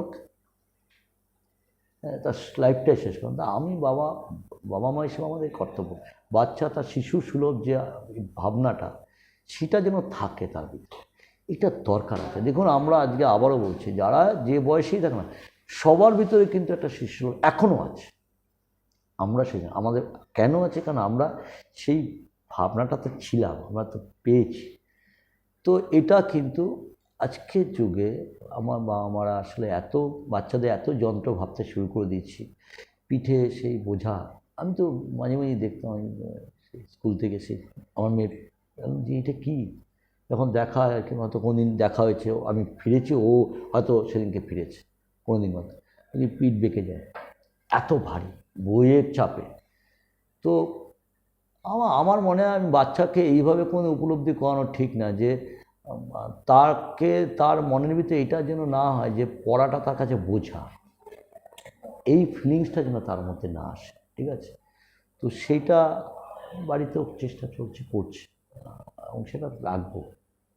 আপনার একটা বদ অভ্যাস, একটা ভালো গুণ বলুন। আমার বদ অভ্যাস তো মানে লোকে বলে আমার বদ অভ্যাস, আমি খুব মানুষকে বিশ্বাস করি। লোকে বলে আমি মানুষকে খুব বিশ্বাস করি, এটা নাকি আমার বদ অভ্যাস।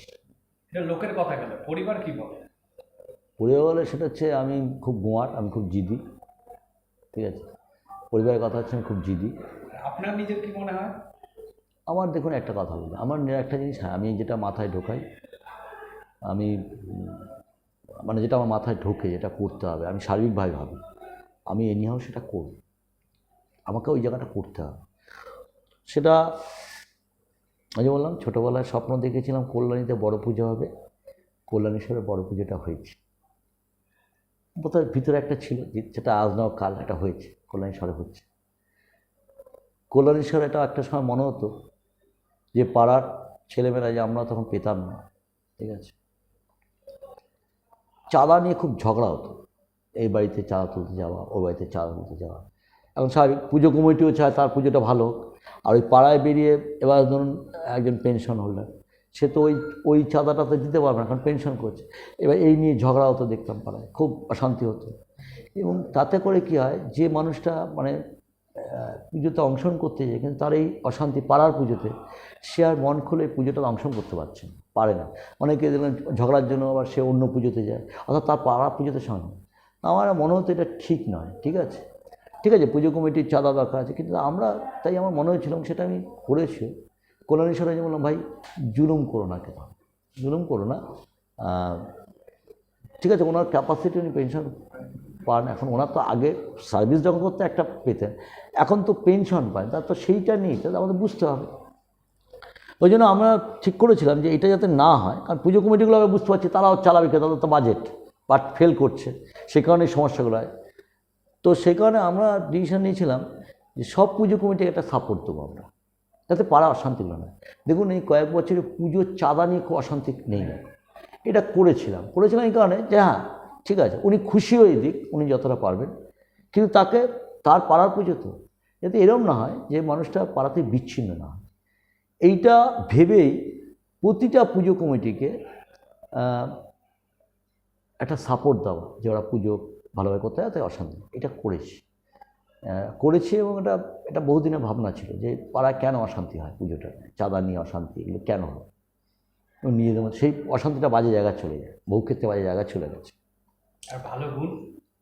দেখুন ভালো গুণ তো মানুষ বলবে, মানে আমার মানে গুণ আছে, ঠিক আছে, আমি না ভালো গুণ খুঁজে পাই না ঠিক আমার নিজে, মানে ঠিক, কারণ আমি তো বিশ্লেষণটা মানুষকে ভাবনা নিই, ঠিক আমার ভালো গুণ কী আছে আমি ঠিক খুঁজে পাই।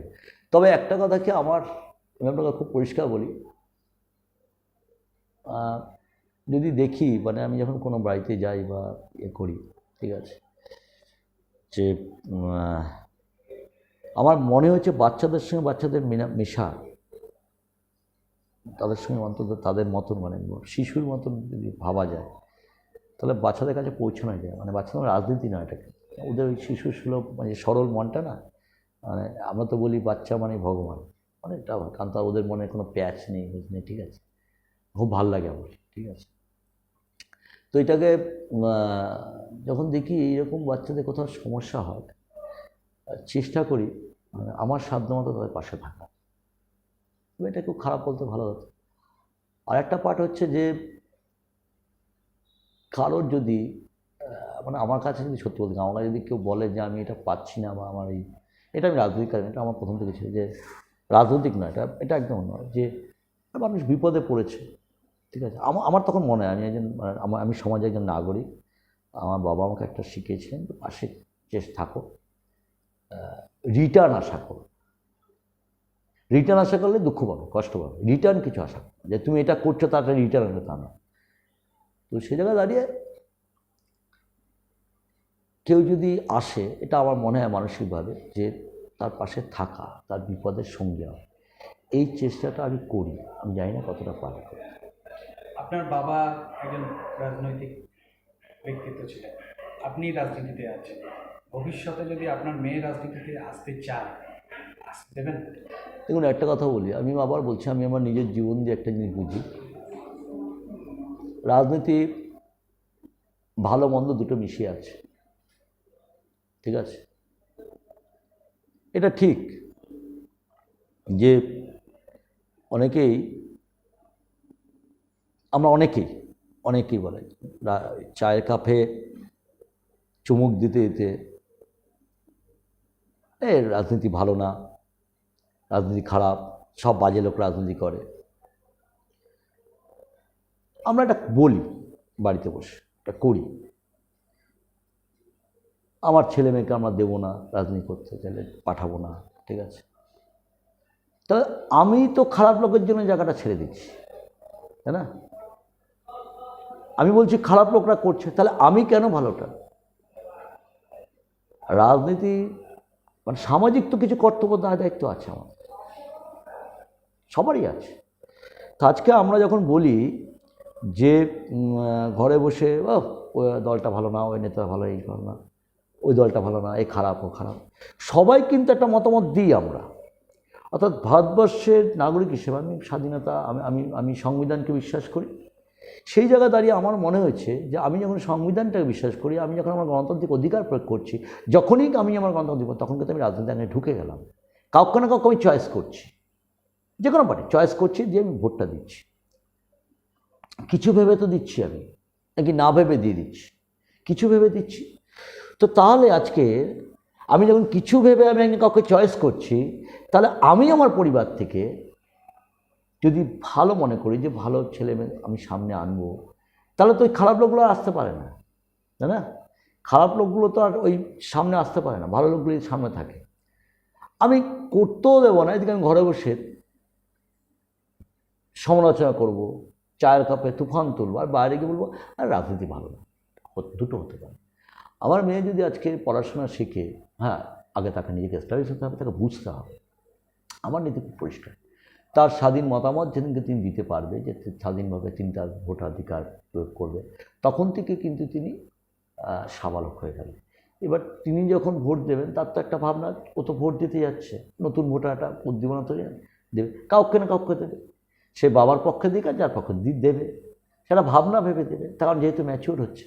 সেই জায়গায় দাঁড়িয়ে তো যখন ও ওয়েল এস্টাবলিশড যদি হয়ে যায়, এবার ওর জীবনে দাঁড়ায়, তখন যদি ও মনে করে যে আমি এই রাজনীতিটার সঙ্গে করবো, নিশ্চয়ই করতে পারে। আমার একটাই নীতি, আমি একটাই বক্তব্য, তুমি জেনে বুঝে করো যেটা করো, ঠিক আছে? আর যেটাই করো না করো, রাজনীতি করতে গেলে মেয়েদের ক্ষেত্রে যেটা আমি দেখেছি, খুব মেয়েদের ক্ষেত্রে খুব মেয়েদের না বদনাম করা খুব সহজ।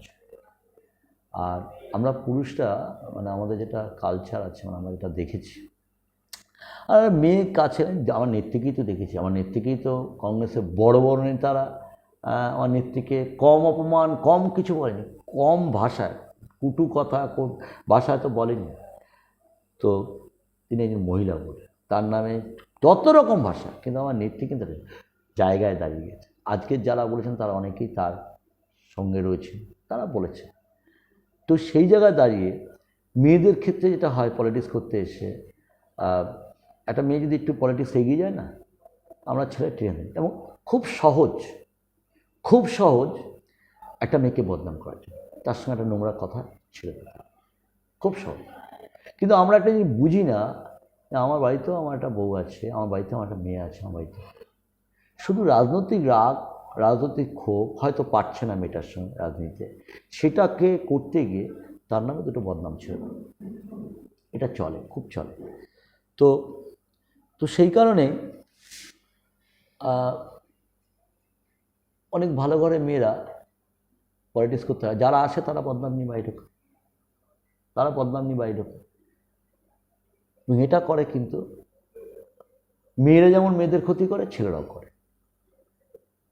মেয়েরাই বেশি মেয়েদের করে, তারপর ছেলেরা করে। তো এই কারণেই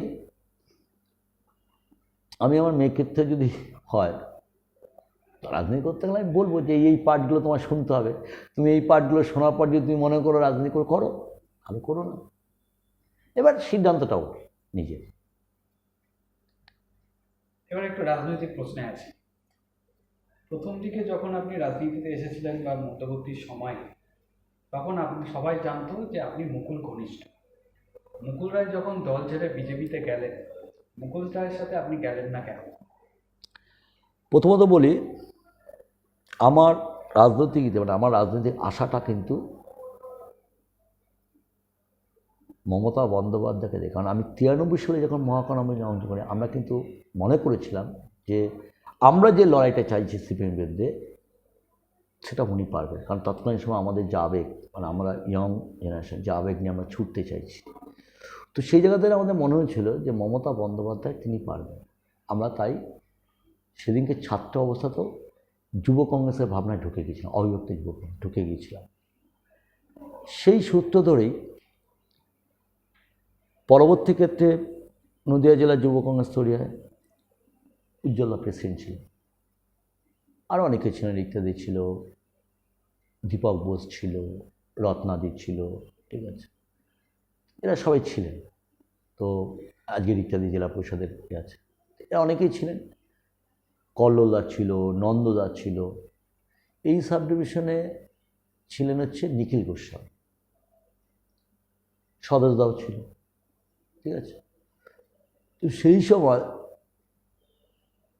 আমার সঙ্গে কিন্তু প্রথম আমাদের সঙ্গে কন্ট্যাক্ট করা হচ্ছে নিখিল গোস্বামী, ইঞ্জিনিয়ার ছিলেন উনি, শগুনায় থাকতেন।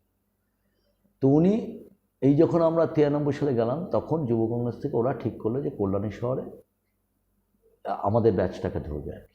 আমাকে তখন সব ছাত্র, ঠিক আছে, মানে এইচএস দেবো, মানে দিয়েছি, হ্যাঁ এইচএস দিয়ে দিলাম। তখন মুকুল্লায় আমার এই নার্সারিতে প্রথম আমরা বসেছি, এই নিখিল গোস্বামী এসে বসেছি, বললো যে তোমাদের মতন ছেলেদেরকে আমাদের প্রয়োজন, করো। তাহলে আমরা তো ছাত্র করি, বলি ঠিক আছে ছাত্র করে যুবটা করো। এই শুরু করলাম। পরবর্তী ক্ষেত্রে আমাদের সঙ্গে নিখিলদা মুকুল্লার সঙ্গে পরিচয় গেল। মুকুল্লা কিন্তু তখন আমি বলি মানে মানে দিদির ঘনিষ্ঠ তখন যদি বিমানদা ছিল, মুকুল্লা বিমানদা হাত ধরে গিয়েছিল, বিমানদা কলকাতা কর্পোরেশনে চাকরি করতে। প্রথম মুকুল্লার বাড়িতে আমি গিয়েছিলাম, জ্যোতিপ্রিয় মল্লিক আমাদের যখন একটা ঘটনা ঘটেছিল, এই খুন হয়েছিল এই মাড্ডা ইয়েতে আপনার উত্তর 24 এই বনগাঁর পাশে গাইঘাটে। তো ওখানে বোধহয় কোনো মানে আমাদের কর্মীদের সেখানে তখন বালুদা এসেছিলেন, তখন রাখাল দত্ত মানে উৎপল দত্ত ছিলেন অবিভক্ত যুব কংগ্রেস সভাপতি। তা আমাদের খবর দিল, নিখিলদা বললো এরকম আসছে, তোরা থাকিস, আমরা যুব কংগ্রেস করতাম। তা আমরা তখন হসপিটালে গিয়েছিলাম। এই তখন মুকুল্লার সঙ্গে আমাদের পরিচয় হয়, ওই দিনকে মুকুল্লা ছিল, এই পরিচয় গিয়ে তারপরে ওখান থেকে একটা গণ্ডগোল হচ্ছিল, মারামারি, বিমানদার মুকুল্লা সেই গোষ্ঠী লড়াই, ও মারামারি হচ্ছিল। তারপর ওখান থেকে বালুদা মুকুল্লার বাড়িতে গেলাম, ওই প্রথম মুকুল্লার বাড়িতে গেলাম, তখন তো মুকুল্লা প্লেন বাড়ি ছিল, গিয়েই প্রথম পরিচয় হলো। তারপরে আমাদের সঙ্গে ইয়ে করলো, করার পর বললো না এই ছেলেদেরকে দরকার, পার্টির মনে হয়েছিল, এই শুরু হলো।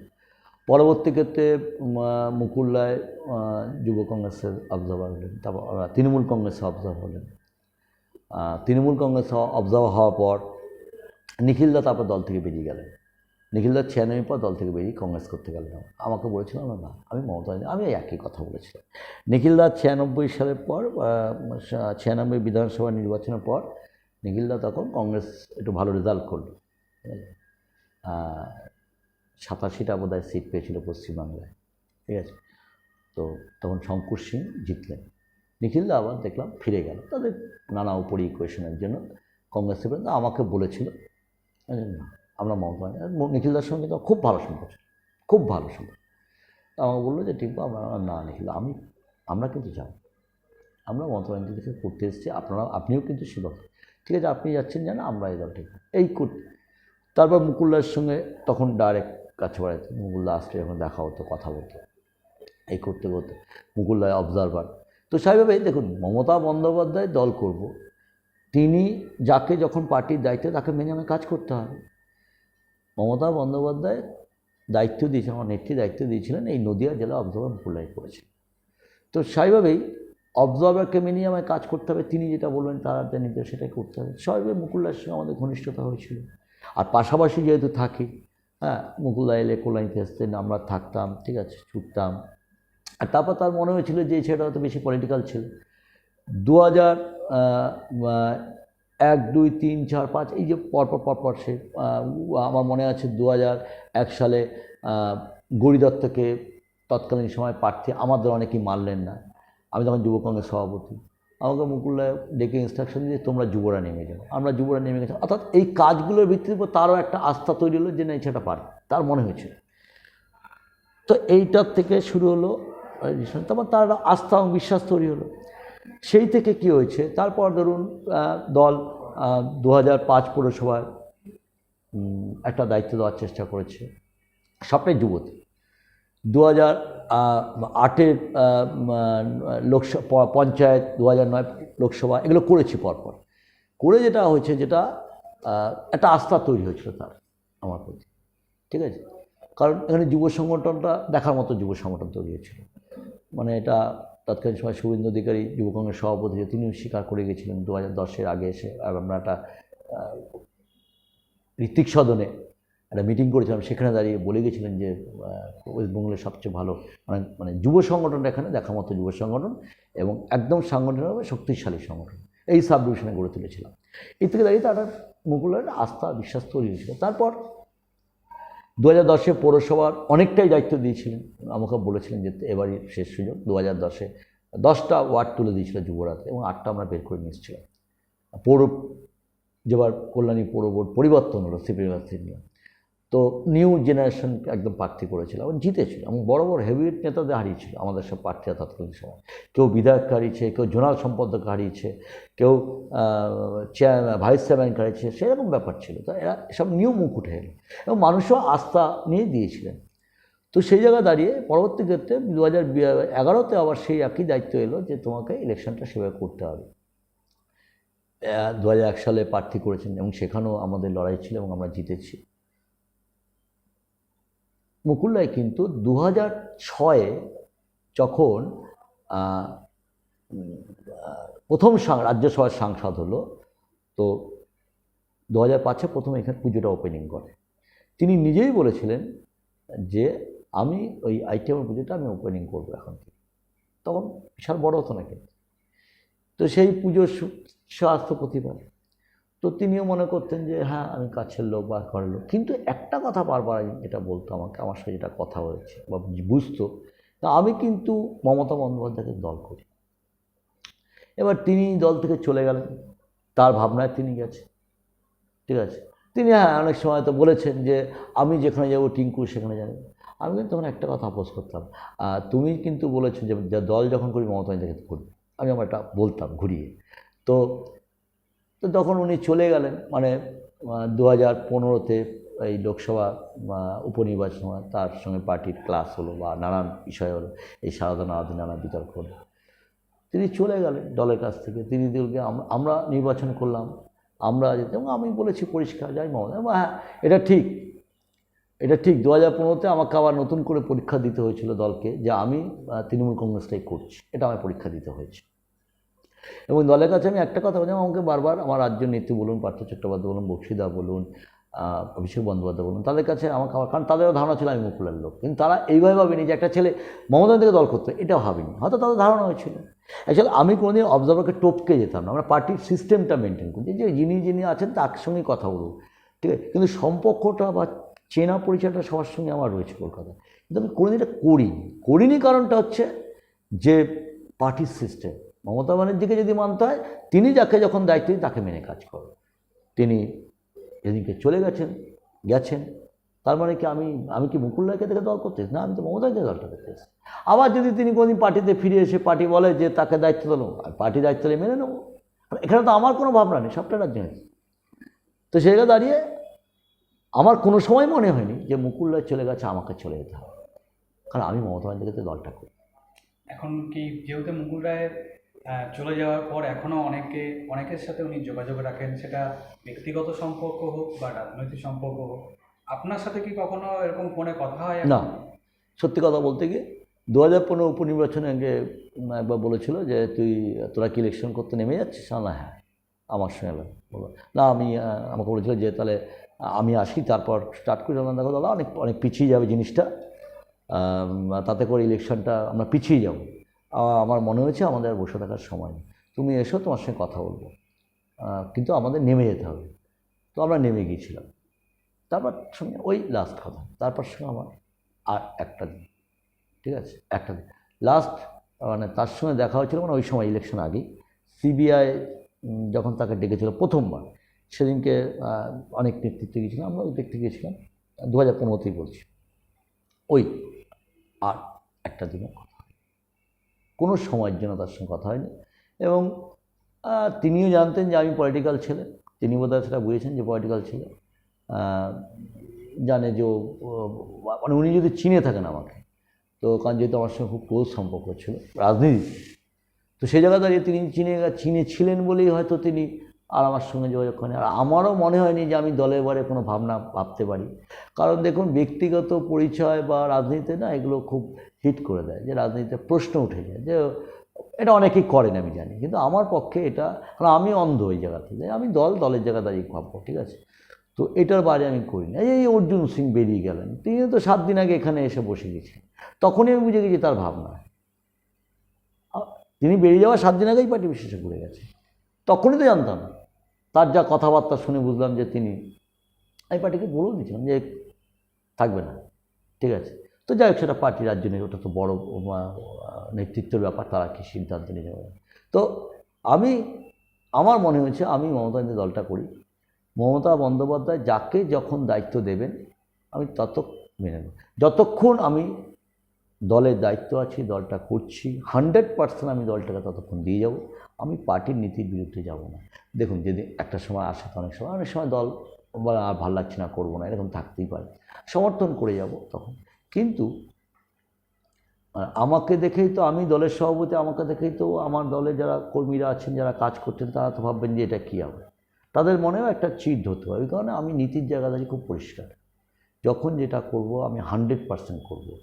আর একটা কথা বলে অনেকেই সেইটা আপনি বলছেন, আমি তো অনেকেই বলেছিল 2000 এই যে 19-এর রেজাল্টের পর অনেক কথা বলেছে। আমি একটাই কথা বলেছিলাম, যতক্ষণ করবো এই দলটা করবো, যেদিনকে করবো না বসে যাব, কিন্তু অন্য কোনো দল করব না, কারণ আমি রাজনীতি নিয়ে ব্যবসা করতে আসি। আমাকে কেউ মাথার দিব্যি দেয়নি, এই রাজনীতি করো, ওই রাজনীতি করো, ওই রাজনীতি করো, এই মাথার দিব্যি আমাকে কেউ দেয়নি। করতেই হবে এমন করা, মানে হ্যাঁ মানুষের কাজ করতে হবে, সমাজসেবা করতে হবে, পার্টির বাড়ি গিয়েও করা যায়, হ্যাঁ অত এত বড় পরিপ্রেক্ষিতে করা যাবে না, কিন্তু যদি মানসিকতা থাকে কিছু করব, সেটা এমনিও করা যায়। আচ্ছা, এবার যেটা হচ্ছে সেটা হচ্ছে যে খুব সাম্প্রতিক একটি শুধু নদিয়া জেলা নয়, বিভিন্ন জায়গায় পরিবর্তন করেছেন মাননীয় মুখ্যমন্ত্রী মমতা বন্দ্যোপাধ্যায়। সেখানে আমাদের জেলাতেও পরিবর্তন হয়েছেন, জেলা সভাপতি পদ আগে ছিলেন শঙ্কর সিং, এখন হচ্ছে মোহাম্মদ। দুজনের মধ্যে কতটা ফারাক? দুজনকে খুব কাছ থেকে দেখেছেন, কাছ থেকে জানেন, কতটা ফারাক দুজনের মধ্যে? দেখুন আবার এটা হচ্ছে ধরুন মানে নতুন, মানে পুরনোর সঙ্গে নতুন প্রজন্ম, মানে মহুয়া মানে নতুন মুখ মানুষের কাছে, কিন্তু মহাদিও কিন্তু কল্যাণী শহরে 2010-এ পৌর নির্বাচনে মানে প্রচার করে গিয়েছিল, মহুয়া করে গিয়েছিল। শঙ্করদা হচ্ছে শঙ্করদা সিনিয়র মোস্ট লিডার ছিলেন, দীর্ঘদিন নদিয়া জেলার তিনিও চষেছেন, তিনিও জানেন নদিয়া জেলার প্রতি জায়গার নারী টিপলে বুঝতে পারতেন যে এই জায়গাটা আছে, ঠিক আছে। তো আজকে দল মনে করেছেন যে ঠিক আছে, শঙ্করদার যেহেতু একটা এজ এসে গেছে, তো দল হয়তো ভাবছেন যে মহুয়াদিকে দিয়ে করাবে শঙ্করদা আজকে। তো শঙ্করদা যখন সভাপতি ছিল, তিনি এই অফিসটাকে তিনি বলেছেন যে জেলা অফিস করো, কারণ যেহেতু রানাঘাটে জায়গা নেই, কারণ করোনা সেই সময়টা ছিল। শঙ্করদার অ্যাকচুয়াল পিরিয়ডেতেও প্রায় 5-6 মাস তো করোনা পিরিয়ডে গেল, মানে সব সিল হয়ে গেল, 3 মাস তো পুরো লকডাউন, ঠিক আছে। তার মধ্যে দাঁড়িয়েও উনি এখানে আসতেন, এসে হসপিটালে, কারণ তিনি তো চেয়ারম্যান হওয়া হসপিটালে, ঠিক আছে। হসপিটাল বলুন, এগুলো এসছেন। এবং আমি এটা অস্বীকার করবো না, 2019 লোকসভা নির্বাচনের পর শঙ্করদা জেলা সভাপতি হওয়ার পর আমাকে কিন্তু সর্বরকমভাবে সহায়তা করেছেন, সমস্ত রাত বিরেতে যখন যেটা বলেছি, এবং তিনি সাপোর্ট দিয়েছেন, এবং তার এই সহায়তা ছিল বলে আমি তুলতেও পেরেছি, এটা অস্বীকার করা হচ্ছে না। তিনি জেলা সভাপতি হয়ে তিনি তার ডিউটিটা কিন্তু কল্যাণী ক্ষেত্রে করেছেন, আমি বাইরের কথা কল্যাণী ক্ষেত্রে করেছি। আর মানে বাইরেটাই বলতে হবে, কারণ আমি আমার শহরটা বলতে পারবো, তা সেই সহায়তাই পেয়েছি। তো আবার মহুয়াদি এসছেন, তিনি এক একজনের কাজটা তো এক এক রকমের দৃষ্টিভঙ্গিতে হয়, মহুয়াদি একরকম হবেন। তিনি মহুয়া বলছেন যে আমি গ্রাসরুট লেভেলে কাজ করবো, তেমন বলেছেন যে আমি টিঙ্কুদা একদম বুথ ধরে কাজ করবো, এটা একটা টেকনিক, এটা একটা এফেক্ট আছে, ঠিক আছে, এটা একটা এফেক্ট আছে।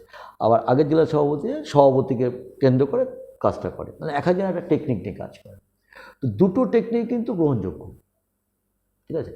দেখেন, বুথ সভাপতির সঙ্গে মানে একদম লোকাল স্তরে মিশে যাওয়া যেমন একটা টেকনিক, মানে তাতে কর্মীরা চার্জ হয়। আবার পাশাপাশি শঙ্করদার যে সাংগঠনিক যে ভাবনাটা, যে আমি দলের সভাপতি আছে যা, তাদের মাধ্যমে কাজটা করব, তাদেরকে আমি ফলো আপ করবো, তাদেরকে আমি ইনস্ট্রাকশন নীতি দেবো, করাবো, দুটো দুরকম আছে, সাংগঠনিক দুটো ভাবনা আছে। তো সেই জায়গা দাঁড়িয়ে মহুয়াদি হয়তো মনে হয়েছে যে আমি এইভাবে কাজটা করলে তুলতে পারবো, করেছেন। আর শঙ্করদার মনে করেছেন যে আমি এইভাবে তুললে কাজটা করতে পারবো, ঠিক আছে। তবে এখনও পর্যন্ত মহাদি তো সবে হয়েছেন, মানে সবে ধরুন আজকের মানে জেলার সভাপতি, মানে আমি কৃষ্ণনগর তিনি হতে কিন্তু আমি তো কল্যাণ এই পার্টটা সবে হয়েছেন। এবং পাশাপাশি আমি যে দেখতে পাচ্ছি এখন তো ধরুন ব্লক টাউন তো রাজ্যের থেকেই সভাপতি করবেন, ঠিক আছে, যা শুনছি আমি, বা যারা পার্টির ডিসিশন নিচ্ছে, আমার নেত্রী সিদ্ধান্ত নিচ্ছেন, তো খুব ভালো সিদ্ধান্ত। এবং নানান দিক দিয়ে একটা লোককে বিচার করার পর একটা দায়িত্ব দেওয়া হচ্ছে পার্টি। তো হয়তো তারা মনে করছেন যে এই লোকটাকে এখানে দিলে এটা বেটার হবে, রাজ্য পার্টি আমার নেত্রী মনে করেন তাই করেছেন, ঠিক আছে। দেখুন, আমার এত বড় স্পর্ধা নেই, আমি খুব পরিষ্কার বলি, আমার নেত্রীর একটা সিদ্ধান্ত এখানে আমি দাঁড়িয়ে ভালো মন্দ বলতে পারি। তবে আমার মনে হচ্ছে যে দুটো সাইডই কিন্তু কাজের। আর মহাদি তো সবে এসছে, তার তো, আর তারপর দেখুন এই করোনা পিরিয়ড হচ্ছে, মহাদি যে বলছেন যে আমাকে বলছিলেন যে টিঙ্কুদা এখন তো করোনা, মানে এই যে সোশ্যাল ডিস্টেন্সটা মেনটেন করে, নিয়ম যেটা সেটাকে মেনটেন করে মিটিংগুলো করতে হবে, তিনি একটা ভাবনা নিয়ে কাজ করছেন, ঠিক আছে। আর শঙ্করদা একটা ভাবনা, তো এই জায়গায় দাঁড়িয়ে আমার মনে হচ্ছে সেই মহাদিও ভালো কাজ করে। পার্টিরা হয়তো মনে করেছেন যে ঠিক আছে, শঙ্করদা হয়তো হতে পারে, শঙ্করদা এইজের জন্য ভাবতে পারে, বা এই সমস্ত নানান পার্টি থাকতে পারে, সেটা পার্টির ব্যাপার।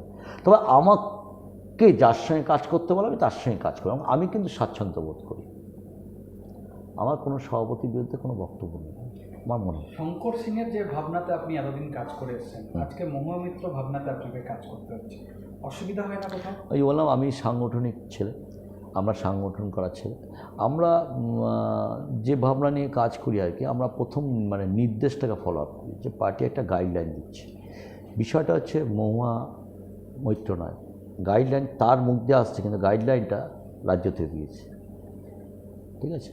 তো আমরা এই ভাবনাটা মাথায় নিই যে আজকে মহুয়া মিত্রকে মমতা বন্দ্যোপাধ্যায় করেছেন, তো তিনি করেছেন, অর্থাৎ মমতা বন্দ্যোপাধ্যায়কে যদি আমি মানি, মহুয়া মিত্রকে মানতে হবে, আমি খুব ক্লিয়ার।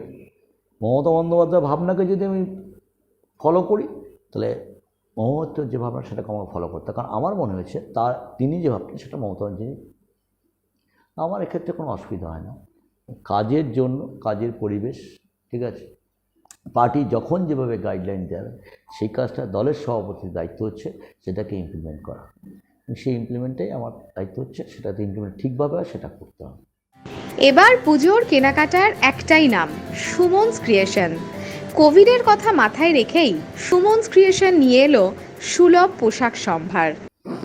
তো যেইভাবে এখন পরিবর্তন করছেন মুখ্যমন্ত্রী, সেই হিসাবে তো একটা দিন হয়তো দেখা গেল যে আপনাকেও হয়তো পরিবর্তন, মানে এই চেয়ারটা আপনাকেও হয়তো চাপতে পারবে, পদ হারানোর ভয় পান? না, একদমই না, আমি বরং খুশি। আমি বলি, এবার যখন এটা হয়েছে আমি যেন খুব পরিষ্কার, আমি মাননীয় শিক্ষামন্ত্রী, এখন পার্থ চট্টোপাধ্যায় আমাদের পরিষদীয় নেতা, তিনি সাধারণ সম্পাদক মহাসচিব, আমি কিন্তু বলে এসেছি যে, এবং আগেরবারও বলেছিলাম, মানে শঙ্করদা যখন তখন তাকেও বলেছিলাম যে যদি কোয়েশ্চেন এসে থাকে বা কোনো প্রশ্ন আসে, তাহলে পার্টি নতুন মুখ খুঁজতে হবে, পার্টি আমরা দল করতে এসেছি। আমি যেদিনকে এই দলটাকে, তখন আমি তো ভাবিনি দলের সভাপতি হব, আমি তখন ভাবিনি যুব সভাপতি থাকবো, আমি তখন ভাবিনি মাদার সভাপতি হব, ঠিক আছে। সবটাই পার্টির জন্য, ঠিক আছে।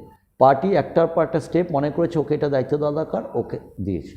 পার্টি 17টা বছর যুবতে বলেছিল যে ও যুবটা কাজ করবে, ও ব্লকটা দেখে দিক, ও বয়স্কটা দিক, করেছে, ঠিক আছে। পরবর্তী ক্ষেত্রে পার্টি মনে করেছে 2015-তে যে না, ওকে মাদার সবাই দায়িত্ব দিয়ে কাজটা করাতে হবে। আমার রাজ্য নেতৃত্ব লোকসভা নির্বাচনের সময় 2015 তখন আমায় বলেছিল জেলা যুব কাজ করতে হবে, মানুষের প্রেশন ঠিক আছে, কাজ করতে হবে। আজকের পার্টি যদি মনে করে যে না, অরূপ মুখার্জিকে দিয়ে হচ্ছে না, হ্যাঁ, আরেকজন দরকার বিকল্প, অরূপ মুখার্জি পারছে না, আবার বলছি পার্টি সবসময় বেটারটা খুঁজবে। এবং আমি পার্টির ক্ষেত্রে মনে করি না, মানে আমার দলের ক্ষেত্রে মানে সেটা ভুল করবে। সবসময় পার্টি চাইবে যে ঠিক আছে, অরূপকে দিয়ে না পারলে XYZকে দিয়ে তুলতে হবে। এখানে তো অন্য কোনো প্রশ্ন নেই। দল মনে করছে, যদি মনে করে যে আমি একে দিয়ে পারছি না, ওকে দিয়ে তুলতে হবে, এটা করতে হবে। এটার জন্য ভয় পথ তো কিছু নেই।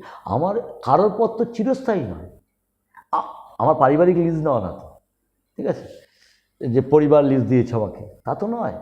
আজ আমার আগে একজন ছিলেন, তার আগে একজন ছিলেন, চেয়ারের পরিবর্তনশীল। আমি যদি ভালো কাজ করতে পারি পার্টি আমায় রাখবে, আমি যদি খারাপ কাজ করি বা আমি যদি সংগঠন সেবা করতে, যে কারণে আমাকে রাখা, সেটা যদি আমি পার্টির যে ভাবনা, সেই ভাবনা যদি আমি শরিক হতে না পারি, তাহলে পার্টি আমায় সরিয়ে দেবে।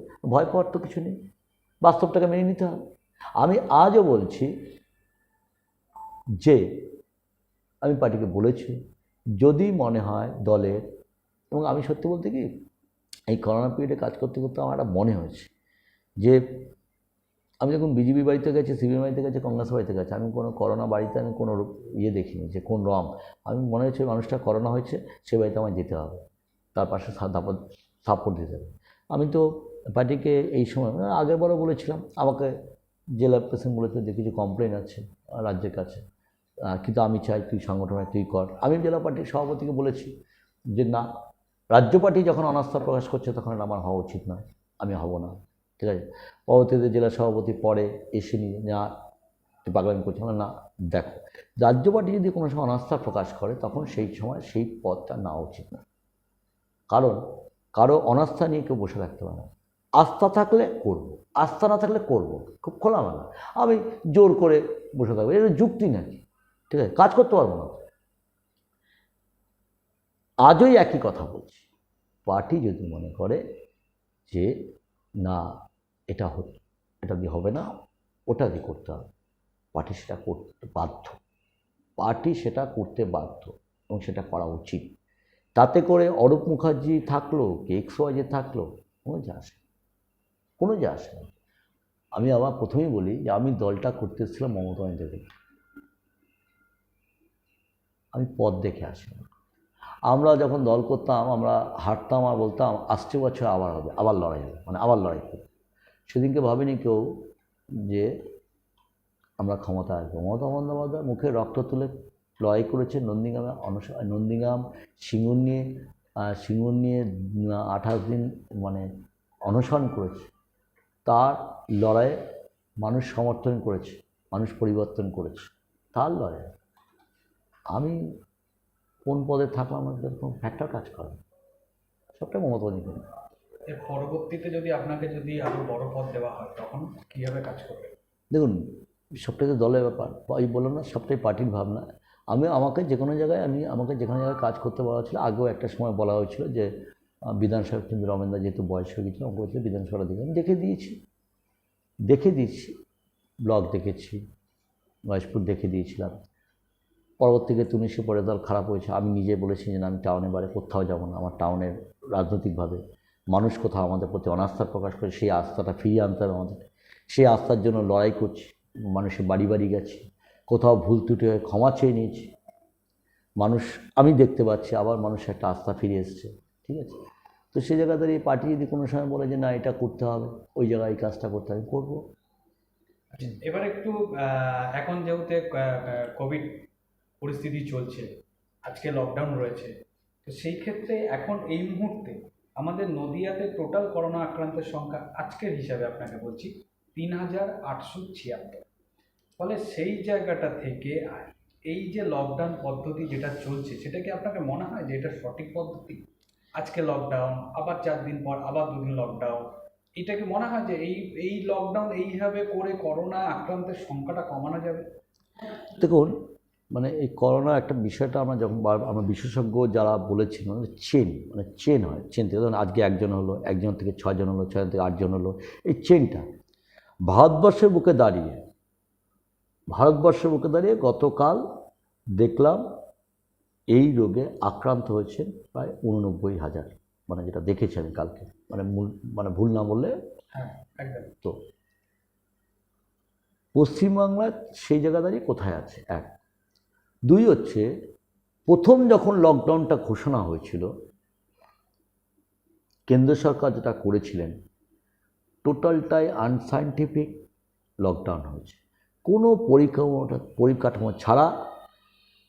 দ্বিতীয়ত হচ্ছে মানে পরিকল্পিত ভাবনা না নিয়ে একটা লকডাউন ঘোষণা করে দেওয়া। পরবর্তী ক্ষেত্রে তাদের মনে হয়েছিল, কারণ আজকে রাজ্য যা করছে সিএম নির্দেশে করছে, 45 দিন লকডাউন করা দেওয়া হলো টানা। তার মধ্যে ফ্লাইটগুলোকে ছেড়ে দিয়ে ঢুকিয়ে দেওয়া হলো, যেটা মমতাজি বলেছিল। পরিযায়ী শ্রমিকরা পড়ে রইল, রাজ্যের অন্যান্য জায়গায় পড়ে রইল, তাদের ফেরার ব্যবস্থা না করে, মানে কোনো পরিকল্পনা ছাড়া একটা লকডাউন ঘোষণা হয়ে গেল।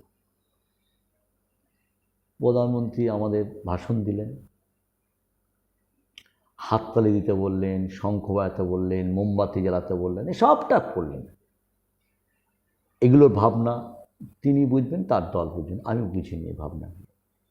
হ্যাঁ, আমার মনে হয়নি যেগুলো। কিন্তু উনি যখন লকডাউনটা ঘোষণা করলেন, তার আগে রাজ্য যেটা বারবার বলছিল যে আপনি বৈদেশিক এই ফ্লাইটগুলো আগে বন্ধ করে দাও, এয়ারপোর্টগুলো বন্ধ করে দাও, যারা বাইরের থেকে আসে। করোনা তো বাইরের থেকে নিয়ে আসা হয়েছে, আমার দেশে তো ছিল না, সেটা তো নিয়ে আসা হলো। তো সেই সময় যদি আমরা পরিকল্পনা যে আমরা অফ করে দিতাম, বিদেশি ফ্লাইটগুলো অফ করে দেওয়া হতো। দ্বিতীয়ত হচ্ছে লকডাউন ঘোষণার আগে আমরা যারা পরিযায়ী শ্রমিক তাদেরকে সব যার রাজ্যে ফিরিয়ে দেওয়া হতো, দিয়ে লকডাউনটা করলে আপনি 45 দিন আটকে আছে। একটা পেশেন্ট 14 দিন এখন তো হোম কোয়ারেন্টাইনে হচ্ছে, যার সিমটম নেই সে হোমেও থাকছে, 14 দিন থাকার পর আরও 7 দিন সে বাড়ি থাকছে, তারপর তিনি সুস্থ হয়ে যাচ্ছে, অর্থাৎ তার কাছে আর পজিটিভটা পাওয়া যাচ্ছে না, নেগেটিভ হয়ে আসছে। যদি এই 45 দিন আগে যদি কেউ পজিটিভ নিয়েও আসতো, তিনি কিন্তু বাড়িতে সিল হয়ে থাকতো, আটকে থাকতো। সে সময় যে লকডাউনটা ঘোষণা হচ্ছে, বেরাতো না, তাহলে ছড়াতে পারতো না জিনিসটা। কী করলো? করার পর সবটা ওপেন করে দিল। সব করার পর তখন বলছে রাজ্য সরকার সিদ্ধান্ত নেবে। তুমি তো ডুবিয়ে দিয়েছো, আর ডুবানোর তো কিছু নেই। তুমি নৌকার ফুটো করে দিয়েছো, এখন তুমি মাঝ সমুদ্রে গিয়ে নৌকার ফুটোটা বলছো মোমবাতি লাগাও, হয় না। আজকের মমতা বন্দ্যোপাধ্যায় কী করেছেন, যে তিনি বিশেষজ্ঞের সাথে কথা বলে যে এই যে করোনা বাড়ছে, চেইনটাকে ভাঙতে চাইছে, কিছুই না, চেইনটাকে ভাঙতে বিচ্ছিন্ন করে দেওয়া, তার জন্য পরিবেশ। কিন্তু আমার পাশাপাশি এটাও তো বাস্তব যে আপনি যদি পুরো দিন লকডাউন করতে যান, পুরো 1 সপ্তাহ করতে যান, মানুষগুলো খাবে কি? আমাদের সেটাও ফিল করছে যে মানুষ হাহাকার করছে, বহু মানুষের তার কর্মসংস্থান হারিয়ে ফেলেছে। তো আজকে তাহলে দুটো জিনিস আছে, একদিকে করোনার যেমন ভয়, মারা যাওয়া ভয়, আর পাশাপাশি না খেতে পেয়েও মারা ভয়টাও তৈরি হয়েছে। তো এই জায়গা দাঁড়িয়ে মমতা বন্দ্যোপাধ্যায় তাই ঠিক করলেন যে আজকে আমার চেনটাকে ভাঙতে হবে, আমি সপ্তাহে চেনটা ভাঙবো, চেনটা যে আমি 2 দিন সিল করি, যে আমার না।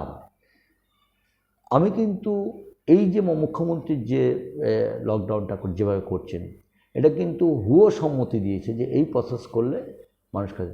আর যদি আপনি কন্টিনিউ প্রসেস এই লকডাউনটা আবার শুরু করেন, মানুষ কিন্তু অনাহারে মারা যেত। এখন করোনার জন্য হচ্ছে, তখন মানুষ না খেতে মারা যায়। এবার বলুন কী করবে? তো এই লকডাউন পদ্ধতিতেও তো করোনা আক্রান্তের সংখ্যাটা তো কমানো যাচ্ছে না। করোনা আপনি কী করে কমাবেন? আজকের প্রশ্ন হচ্ছে না, পার্সেন্টেজটা কমে গেছে, ঠিক আছে, ফলো আপ করেছেন, পার্সেন্টেজটা কমছে, ঠিক আছে। আপনি তো পারেননি, আবার আপনি ফ্লাইটটা বন্ধ করতে পারেননি, তো আপনি তো ট্রেনটা ওই 2-1 করে চালাচ্ছেন, নিয়ে আসছে তো। যেমন আমি বলি, আমার কল্যাণীতে যে কলকাতা যায় সে করোনা নিয়ে আসে, আমি ফলো করলাম। যেই করলাম, আমার ভাইপো কলকাতা গেছিলো একদিন দিয়ে করোনা নিয়ে এসছে, আমার ভাইপো বাড়িতে থাকে নিয়ে এসছে, যে কলকাতায় গেল। এখন মুশকিল হচ্ছে এই শহরের বাসিন্দা, আজকে নাও কালকে কলকাতাতে, কারণ এই কলকাতা হচ্ছে আমাদের রাজধানী, আমাদের মূল কর্মস্থল, বহু মানুষ, লাখ লাখ মানুষ ওখানে কর্মস্থলে দিন যায়, আটকেও তো রাখতে পারছেন না আপনি, আটকাতে পারবেন না তো না। কারণ আমি তো অন্য, মমতা বন্দ্যোপাধ্যায় রেশন দিচ্ছেন, ফ্রিতে দিচ্ছেন, প্রান্তিক রেশন, ঠিক আছে, কিন্তু রেশন চাল ডালে তো শুধু সবটা না, তাকে তো পাশাপাশি আনুষঙ্গিক তার আরও তো খরচা আছে, তাকে তো সেটা আনতে হবে। পেট ভরার জন্য যে নিশ্চয়ই চাল ডাল আটা পাচ্ছেন, কিন্তু পাশাপাশি তার তো আনুষঙ্গিক খরচা আছে, তো সেইটা তো তাকে আনতে হবে। যে যাচ্ছেন সেই নিয়ে আসছে। কল্যাণীতে গতকাল অবধি 211, মানে আজকের নিয়ে হচ্ছে 213 জন হয়ে গেছে, ম্যাক্সিমাম বাইরের থেকে। আর দু একটা কেস এটাই বুঝিনি, বা তারা অবশ্য তারা বলছে না, বললো আমার পরিবার থেকে বাড়ির থেকে কেউ বেরাতই না, বা কী করে হলো বুঝতে পারছেন না। তো এটা আমার মনে হয় এই লকডাউনের প্রথম থেকে, এই যে লকডাউনটা করা হয়েছিল সেটাকে যদি গণ্ডগোল না হতো, মানে এই মানে পরিকল্পনা ছাড়া তো সবটা হয়েছে, তো পরিকল্পনা মাফিক যদি করা হতো তাহলে আজকে মোমবাতি বা হাততালি বা শঙ্খবাজিও প্রয়োজন পড়তো না, এমনি আজকে এই জায়গাটা ছড়াতো না। আজকে ভারতবর্ষে কোন জায়গা আছে বলুন? কিন্তু এই লকডাউনে দেখা যাচ্ছে মানুষ অখুশি।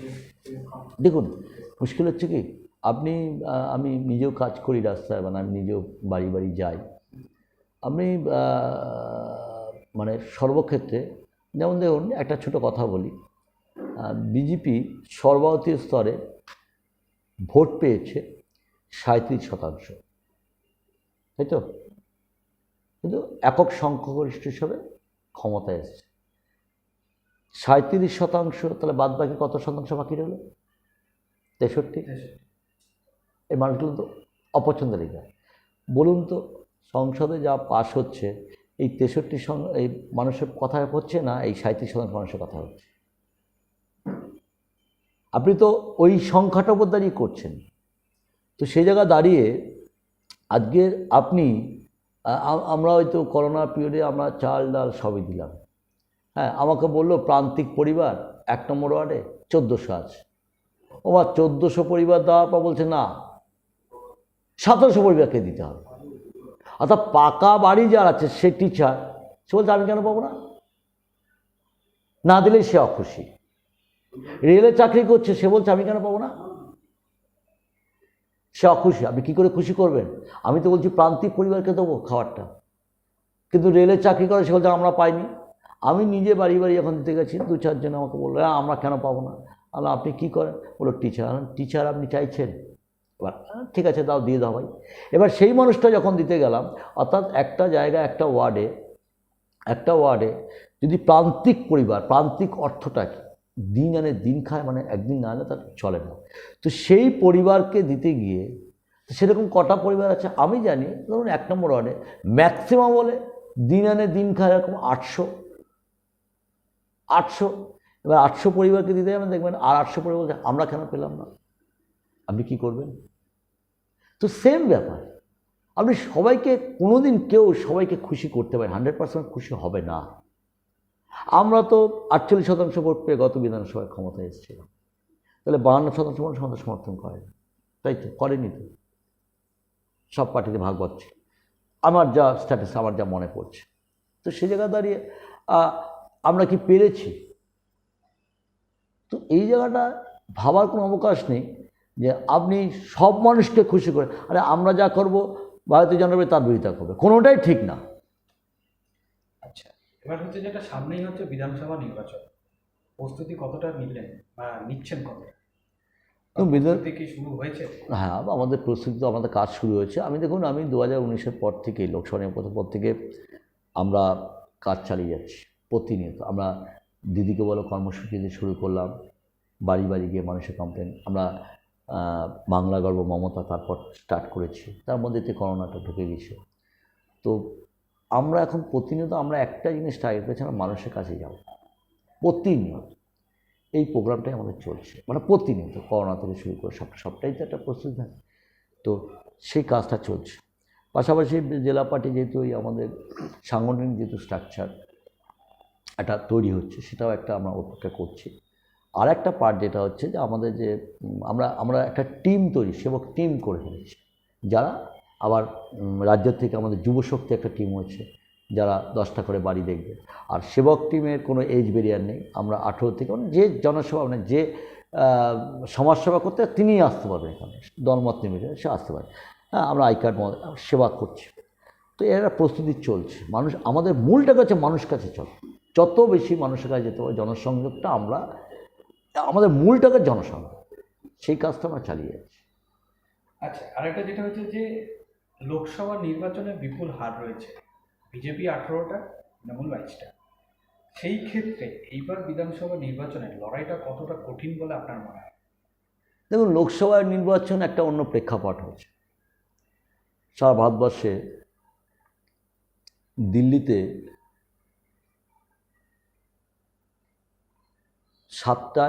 সাতটা সংসদই পেয়েছে হচ্ছে বিজেপি, কেজরিওয়াল একটাও পায়নি। পরেই রাজ্যের ভোট হয়েছে, কেজরিওয়াল ক্ষমতায় এসেছে। রাজস্থানে কংগ্রেস ওখানে 3টে ভোট, সেখানে ম্যাক্সিমামটাই সাংসদ নরেন্দ্র মোদীর পক্ষে গেছে। রাজ্যের ভোট হলো, সেই মানুষটাই আবার কংগ্রেসকে ক্ষমতা নিয়ে আনে। পাশে ছত্তিশগড়, সেম বোধহয় 2 না 3টে সাংসদ, সেখানে বিজেপি সবকটা পেয়েছে। সেই রাজ্যে পুরোটাই উল্টে গিয়ে কংগ্রেস ক্ষমতায় এসেছে। রাজনৈতিক প্রেক্ষাপট, লোকসভা একটা প্রেক্ষাপট তৈরি হয়, বিধানসভা একটা প্রেক্ষাপট, লোকাল স্তরে পৌর পঞ্চায়েত একটা প্রেক্ষাপট হয়। সেই প্রেক্ষাপটের মধ্যে মানুষ ভোটটা দেয়। কিছু মানুষ আছেন, মানে একটা অংশ আছে, একটা পার্সেন্টেজ আছে, যারা পার্টির ক্যাডার বা পার্টি করে তারা তাদের দেয়, কিন্তু একটা ফ্লোটিং ভোট প্রায় 15% থেকে 20%, সেই ভোটটা কিন্তু কাজের নিরিখে তারা একটা ভাবনায় ভোট দেয়। লোকসভায় কতগুলো প্রেক্ষাপট ছিল যার উপর দাঁড়িয়ে মানুষ ভোট দিয়েছে, একটা রেজাল্ট হয়েছে। আমি আপনাকে মনে করিয়ে দিই, ইন্দিরা গান্ধীজি মারা গিয়েছিলেন, পশ্চিমবাংলায় সেই সময় কংগ্রেস 16টা আসন পেয়েছিল, সিপিএম তখন ক্ষমতায়। পরবর্তী ক্ষেত্রে বিধানসভা নির্বাচনে সিপিএম আবার ফিরে এসেছিল এবং 16টা যে সাংসদ হয়েছিল সে কিন্তু মানে সেই হিসাবে সেদিনকে যেটা হওয়া উচিত ছিল, ঠিক আছে, 100-র উপর পায়নি। 56টা বিধায়ক পেয়েছিলেন কংগ্রেস। তো সেই জায়গায় দাঁড়িয়ে, আচ্ছা, এই তো লোকসভা নির্বাচনের পরেই 3টে জায়গা বিধানসভা আছে। খড়গপুর তৃণমূল কংগ্রেস পেয়েছে, খড়গপুরে তো সাংসদ বিজেপি জিতল, তাহলে আমরা কী করে পেলাম? তিনি তখনকারই সাংসদ ছিলেন, ওখানকারই বিধায়ক ছিলেন, তাই তো মনে পড়ছে যে, তাই তো। করিমপুরে আমরা পেয়েছি আবার, ঠিক আছে। তো যে কটা নির্বাচন সবকটাই কিন্তু আমরা জিতেছি, তৃণমূল কংগ্রেসে পেয়েছি। তাহলে আজকে সেই জায়গা দাঁড়িয়ে আমার বিশ্বাস কোথাও কোথাও গ্যাপ তৈরি হয়েছিল। উল্টোটাও হয়েছে, সত্যজিৎ বিশ্বাসের জায়গায় বিজেপি। সেটা তো লোকসভা ভোটের সময়, লোকসভা ভোটের সময়, মানে লোকসভা ভোটের সময় ওটা। আমি বলছি লোকসভা ভোটের পর, 18টা হওয়ার পর, ঠিক আছে। কৃষ্ণগঞ্জের ফ্যাক্টর একটা অন্য কাজ করছে, অন্য আছে, অন্য রাজনৈতিক প্রেক্ষাপট আছে। কিন্তু লোকসভায়, মানে আমি বলছি লোকসভা ভোট হওয়ার পর যখন বিজেপির এত রমনামা হচ্ছে আর কি, বাংলায় এত উৎপাত চলছে, সেই সময় দাঁড়িয়েই তো খড়গপুর ভোটটা হলো, তার 3-4 মাস বাদে, 6 মাস বাদেই তো ভোটটা হলো, 6 মাস বাদে, তাই তো, 6 মাস বাদেই হলো। তো সেখানে তো আমরা জিতে এলাম। আমরা তো খড়গপুর, যে খড়গপুরে তো ওদের ঘাঁটি হয়ে করেছিল, সেখানেই তো আমরা বিধানসভা জিতে এসেছি। তো সেই জায়গায় দাঁড়িয়ে আমার বক্তব্য হচ্ছে যে মানুষ লোকসভার প্রেক্ষাপট একটা দেখেছিল। আমি ঘুরতে ঘুরতে একটা জিনিস বুঝেছি যে মানুষ এখন খেতে চাইছে, খাদ্য চাইছে, চাকরি চাইছে, চাকরি চাইছে। একটা রামের মন্দির মন্দির বানিয়ে সবাই জানে যে আমি পেটে ভাত পাবো না। একটা মানুষ ওই তার সামনে 3 বার জয় শ্রীরাম বলে তার অর্থনৈতিক সচ্ছলতাটা বেড়ে যাবে না। ভারতবর্ষে আজকে বর্তমান রাজনীতিতে জিডিপি হার -23 চলে এসছে জায়গাটা। সবাই এখন দেখতে পাচ্ছে যে কতটা হাওয়ায় ফুলেছিল জিনিসটা, বেলুন ফুলিয়েছিল, সোশ্যাল মিডিয়া দিয়ে বেলুনটা ফোলানো হয়েছিল। আজকে মানুষ সবটা দেখছে কি আছে, ঠিক আছে। এখন আমি যদি করোনার ট্রিটমেন্ট ওই পাঁপড় ভাজা দিয়ে আমাকে সারাতে হয়, যদি এই আসে, যখন ভারতবর্ষ বলছে চন্দ্রযান পাঠাচ্ছে, সেই সময় আমাকে বলছে কেউ করোনায় সেরে যাবে পাঁপড় ভাজা খেলে, আবার কেউ বলছে ওই কাদা মাখলে করোনা চলে যাবে। তো এই তো ভাবনা, মানুষ তো সব দেখতে পাচ্ছে। আবার কেউ বলছে গরুর দুধ থেকে সোনা বেরাচ্ছে, মানুষ দেখছে তো সব। তো আমার বিশ্বাস যে সবটাই মানুষ দেখছে এবং রায় তারা দেবে। তারা দেখতে পাচ্ছেন করোনা থেকে শুরু করে তৃণমূল কংগ্রেস কী কাজ করছে, আমফান, হ্যাঁ আমফানে 2-4টে জায়গায় হয়েছে, হয়নি তা না, হয়েছে। পার্টি শোকজ করছে, একসঙ্গে 24 পরগনায় কতজনকে শোকজ করেছে। রেশন দুর্নীতি হয়েছে, রেশন দুর্নীতি যেমন আমাদের তো এবার বলি, আমাদের যদি কেউ করে থাকে, বিজেপি আমরা ধরিয়ে দেখিয়ে দিয়েছি যে বিজেপি কী করছে। রেশনের চাল নিয়ে, এফসিআই চাল নিয়ে সিল করা হচ্ছে, ছবি দেখিয়ে দিয়েছি আমরা, কারা কোথা থেকে পাচ্ছে। তো আজকে ক্ষমতা না আসতে ওরা ওদের রূপ দেখিয়ে দিয়েছে। একটাই তো কাজ, চারদিকে শুধু তোলাবাজি, বাইক নিয়ে হামলা, এই তো কাজ। কনস্ট্রাকটিভ কোনো ভাবনা তো নেই যে কিছু করবো।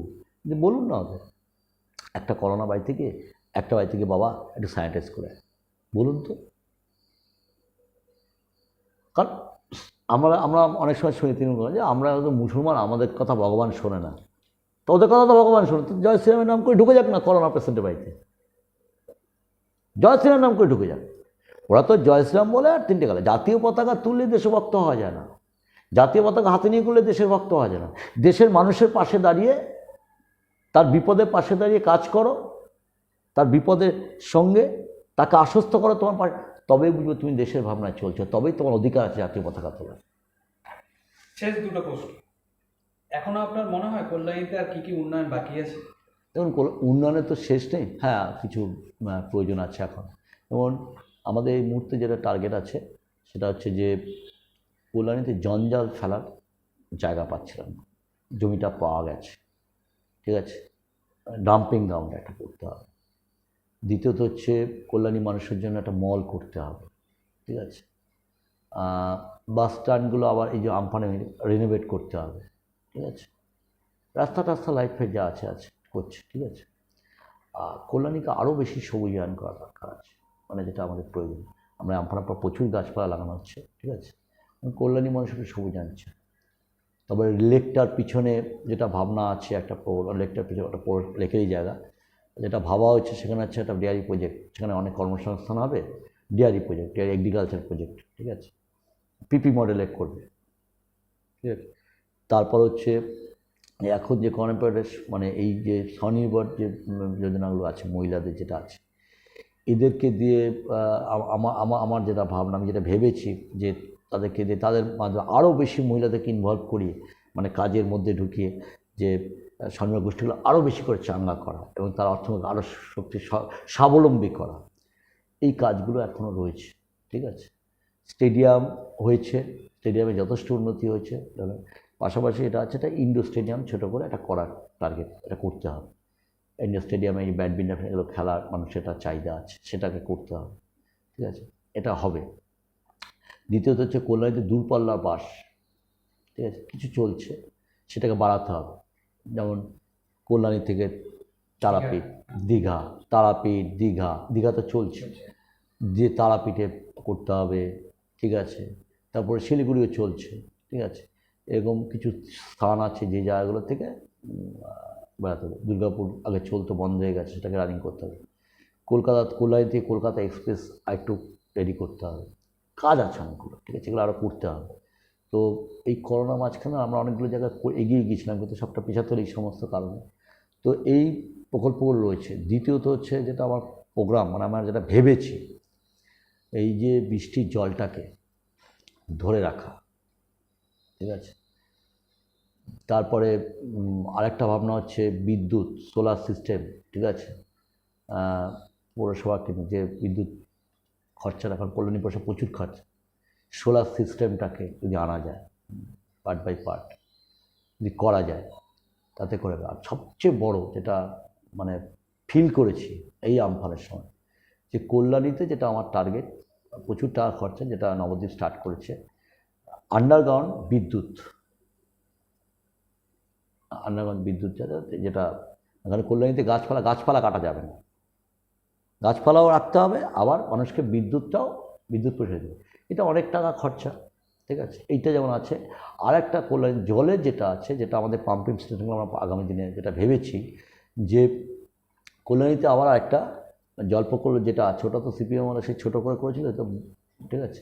কল্যাণী জনসংখ্যা অনেক বেড়েছে, ফ্ল্যাট বেড়েছে, ঠিক আছে। তো সেই জায়গায় দাঁড়িয়ে আমরা ঠিক করেছি আরেকটা প্রজেক্ট রেডিও হয়ে গেছে, 1,32,00,000 প্রায় তার খরচা প্রজেক্ট হয়েছে। আমাদের জল দপ্তর এটা নিয়ে ছোটাছুটি করছে, বলরামবাবু প্রচুর দৌড়াচ্ছে এটা নিয়ে। তো ওটা হয়েও গেছে, আরেকটা পাম্পিং স্টেশন বসানো, যাতে মানুষকে জল পরিষেবাটা আরও ভালো করে দেওয়া যায়। আর যেটা নিচে যে এখন যে জলটা তোলা হচ্ছে এটা বন্ধ, কারণ এটা করতে হবে, কারণ মাটির তলার জলটা শেষ হয়ে যাচ্ছে, শুকিয়ে যাচ্ছে, নেমে যাচ্ছে। তো এইটা ভাবনাগুলো আছে। তো আমার বিশ্বাস মানুষ, সাধারণ মানুষ তারা দেখছেন সবটা, মানে কতটা পারছি, কতটা করছি, ঠিক আছে। আগামী দিনে সাধারণ মানুষ অবশ্যই মমতা বন্দ্যোপাধ্যায়কে সাপোর্ট করবে, সমর্থন করবে, এই আমার বিশ্বাস আছে, কারণ আমরা তাদের সঙ্গে মিশে গেছি আবার। এবার পুজোর কেনাকাটার একটাই নাম, সুমনস ক্রিয়েশন। কোভিডের কথা মাথায় রেখেই সুমনস ক্রিয়েশন নিয়ে এলো সুলভ পোশাক সম্ভার। কল্যাণীবাসীদের একটা অভিযোগ রয়েছে, যে সেটা হচ্ছে যে কল্যাণীর বেশ কিছু জায়গায় প্রচুর গাছ কাটা হয়েছে, অবৈধভাবে বহু জায়গায় মাটি চুরি হচ্ছে, এবং একটা সময় বিধায়ক রবীন্দ্রনাথ বিশ্বাসও সেই কথাটা স্বীকার করেছেন। বিষয়টা কি? না দেখুন, একটা কথা বলি, মাটি মাফিয়া সব জায়গাতে আছে। আমরা যখনই খবর পেয়েছি, যেটা করে আর কি, বিশেষ করে কল্যাণী শহর, এটা কী হয়, গঙ্গায় মূলত চড়ার জায়গাগুলোতে প্রশাসনকে আমি বারবার, আমার কাছে যখনই খবর আসে আমরা প্রশাসনকে বলি এই বিষয়গুলো ব্যবস্থা নেওয়া। দ্বিতীয়ত হচ্ছে ওই যে ধরুন আমরা এখন এই যেমন মাটি ক্রাইসিস এখন তৈরি হচ্ছে, ধরুন একটা মাঠ তৈরি হচ্ছে, মাটি কোথা থেকে পাবো? এখন রাস্তা হচ্ছে, ওখান থেকে বললাম মাঠটাকে যাতে ভরাট করা যায়, এটা একটা পারা যায়। কিছু কিছু হচ্ছে অসাধু ব্যক্তি আছেন যারা অনেক সময় পার্টিকে ভাঙিয়ে রাখার চেষ্টা করে, এটা করে না তা না, করে। আমরা যখনই খবর পাই কিন্তু তার অ্যাকশান নিই, আমরা নিয়েছি। এবার ব্লক স্তর থেকে করে, সেটা মানে ব্যবস্থা নেয়। টাউন স্তর থেকে কিন্তু আমরা যখনই খবর পাচ্ছি আমরা তার অ্যাকশান নেওয়ার ব্যবস্থা করছি, আমি প্রশাসনকে বলছি। কারণ দেখুন, আমি তো দলের সভাপতি, আমি তো প্রশাসনের অ্যারেস্ট বা এটা আমি নিজে করতে পারি না, এটা প্রশাসনের কাজ আছে। তবে যখনই আমাদের দৃষ্টি বা আমাদের কানে এসছে আমরা সেটা ব্যবস্থা নিয়েছি। এক। দুই হচ্ছে গাছ কাটার যেটা বক্তব্য আছে, যেটা বলি সেটা হচ্ছে যে কল্যাণী শহরে আমফানে প্রায় 400 গাছ পড়ে গেছে। তার আগে আজকে এটা বলি, কল্যাণী শহরে বহু মানুষ আছেন, জোর দিয়েই বলবো এই কথাটা, অনেকেই আমরা সবুজ বিপ্লব করি, কিন্তু তার বাড়ির সামনে যদি কোনো গাছ থাকে, তারাই, এরকম তার প্রমাণ আছে, তারাই ওষুধ স্প্রে করে গাছটা মেরে দিচ্ছে।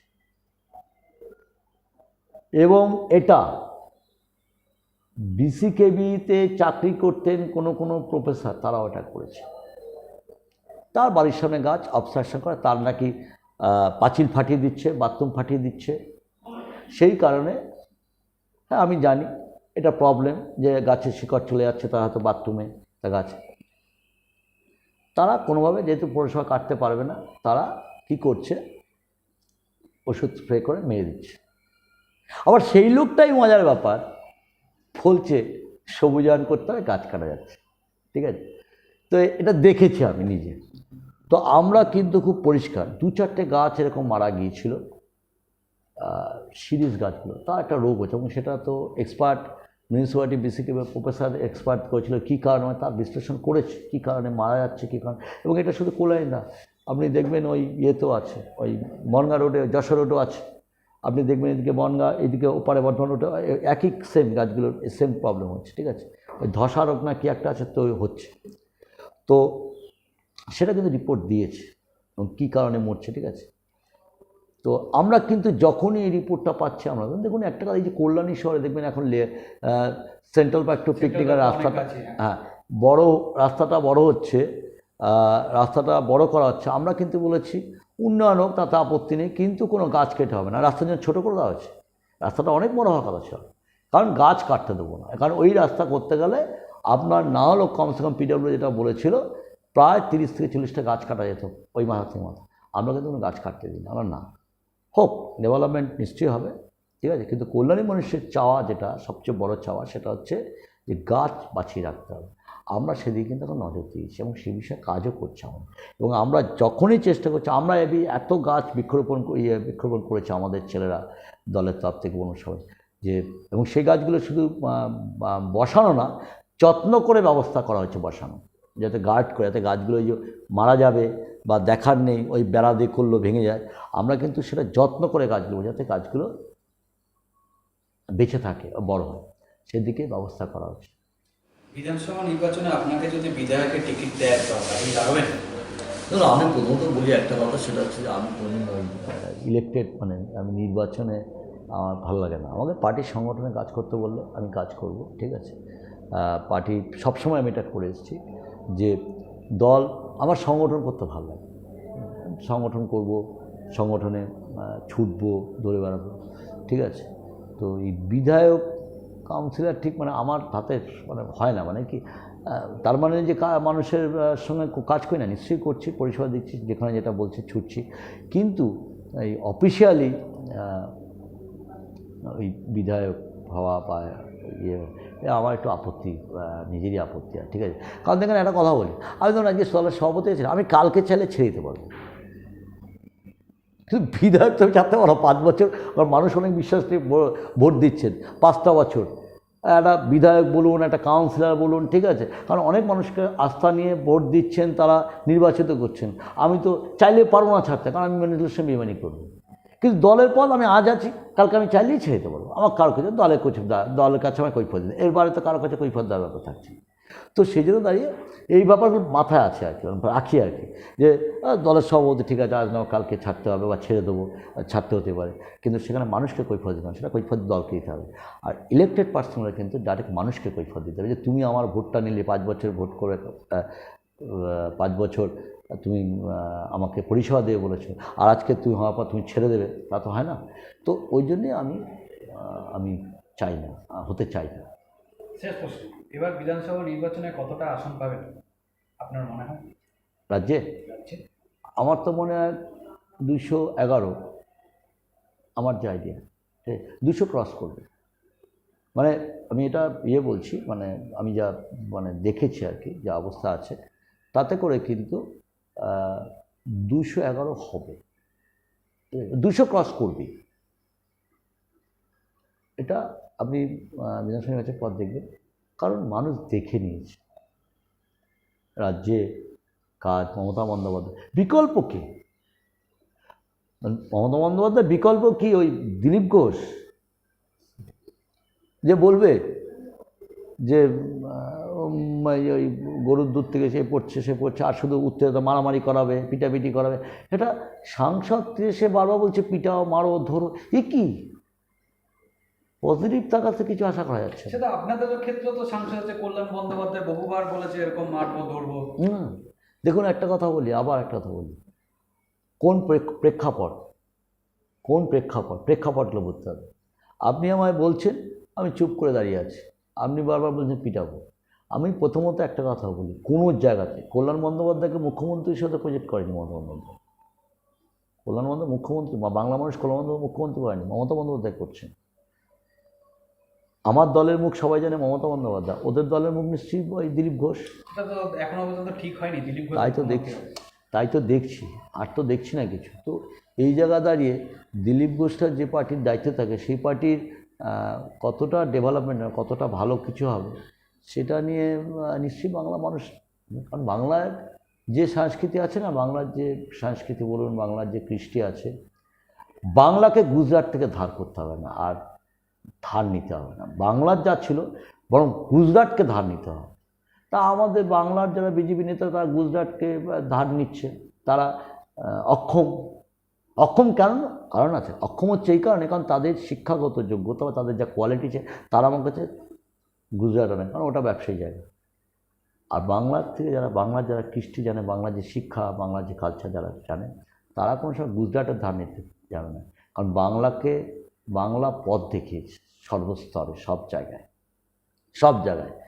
বাংলাকে দামিয়ে দেখার চেষ্টা করে। আজকে গুজরাটের শিল্পপতি বা গুজরাটি ব্যবসায়ীরা চাইছে যে বাংলাকে দাবাবো, আর আমাদের যারা এখানে আছে তারা ওই হিরো হবে। একদিকে বলছে নেতাজির ভাবনায় বিশ্বাস করে, সেই নেতাজি কি বলে গিয়েছিলেন আরএসএস নিয়ে, সেই নেতাজি কি বলে গিয়েছিলেন শ্যামাপ্রসাদকে নিয়ে, আমি তুলব না, ইতিহাস পড়লে মানুষ জেনে যাবে।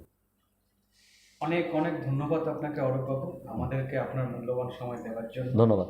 নমস্কার, আপনারা দেখছেন টাইমস বাংলা। দেখতে থাকুন, চোখ রাখুন টাইমস বাংলা।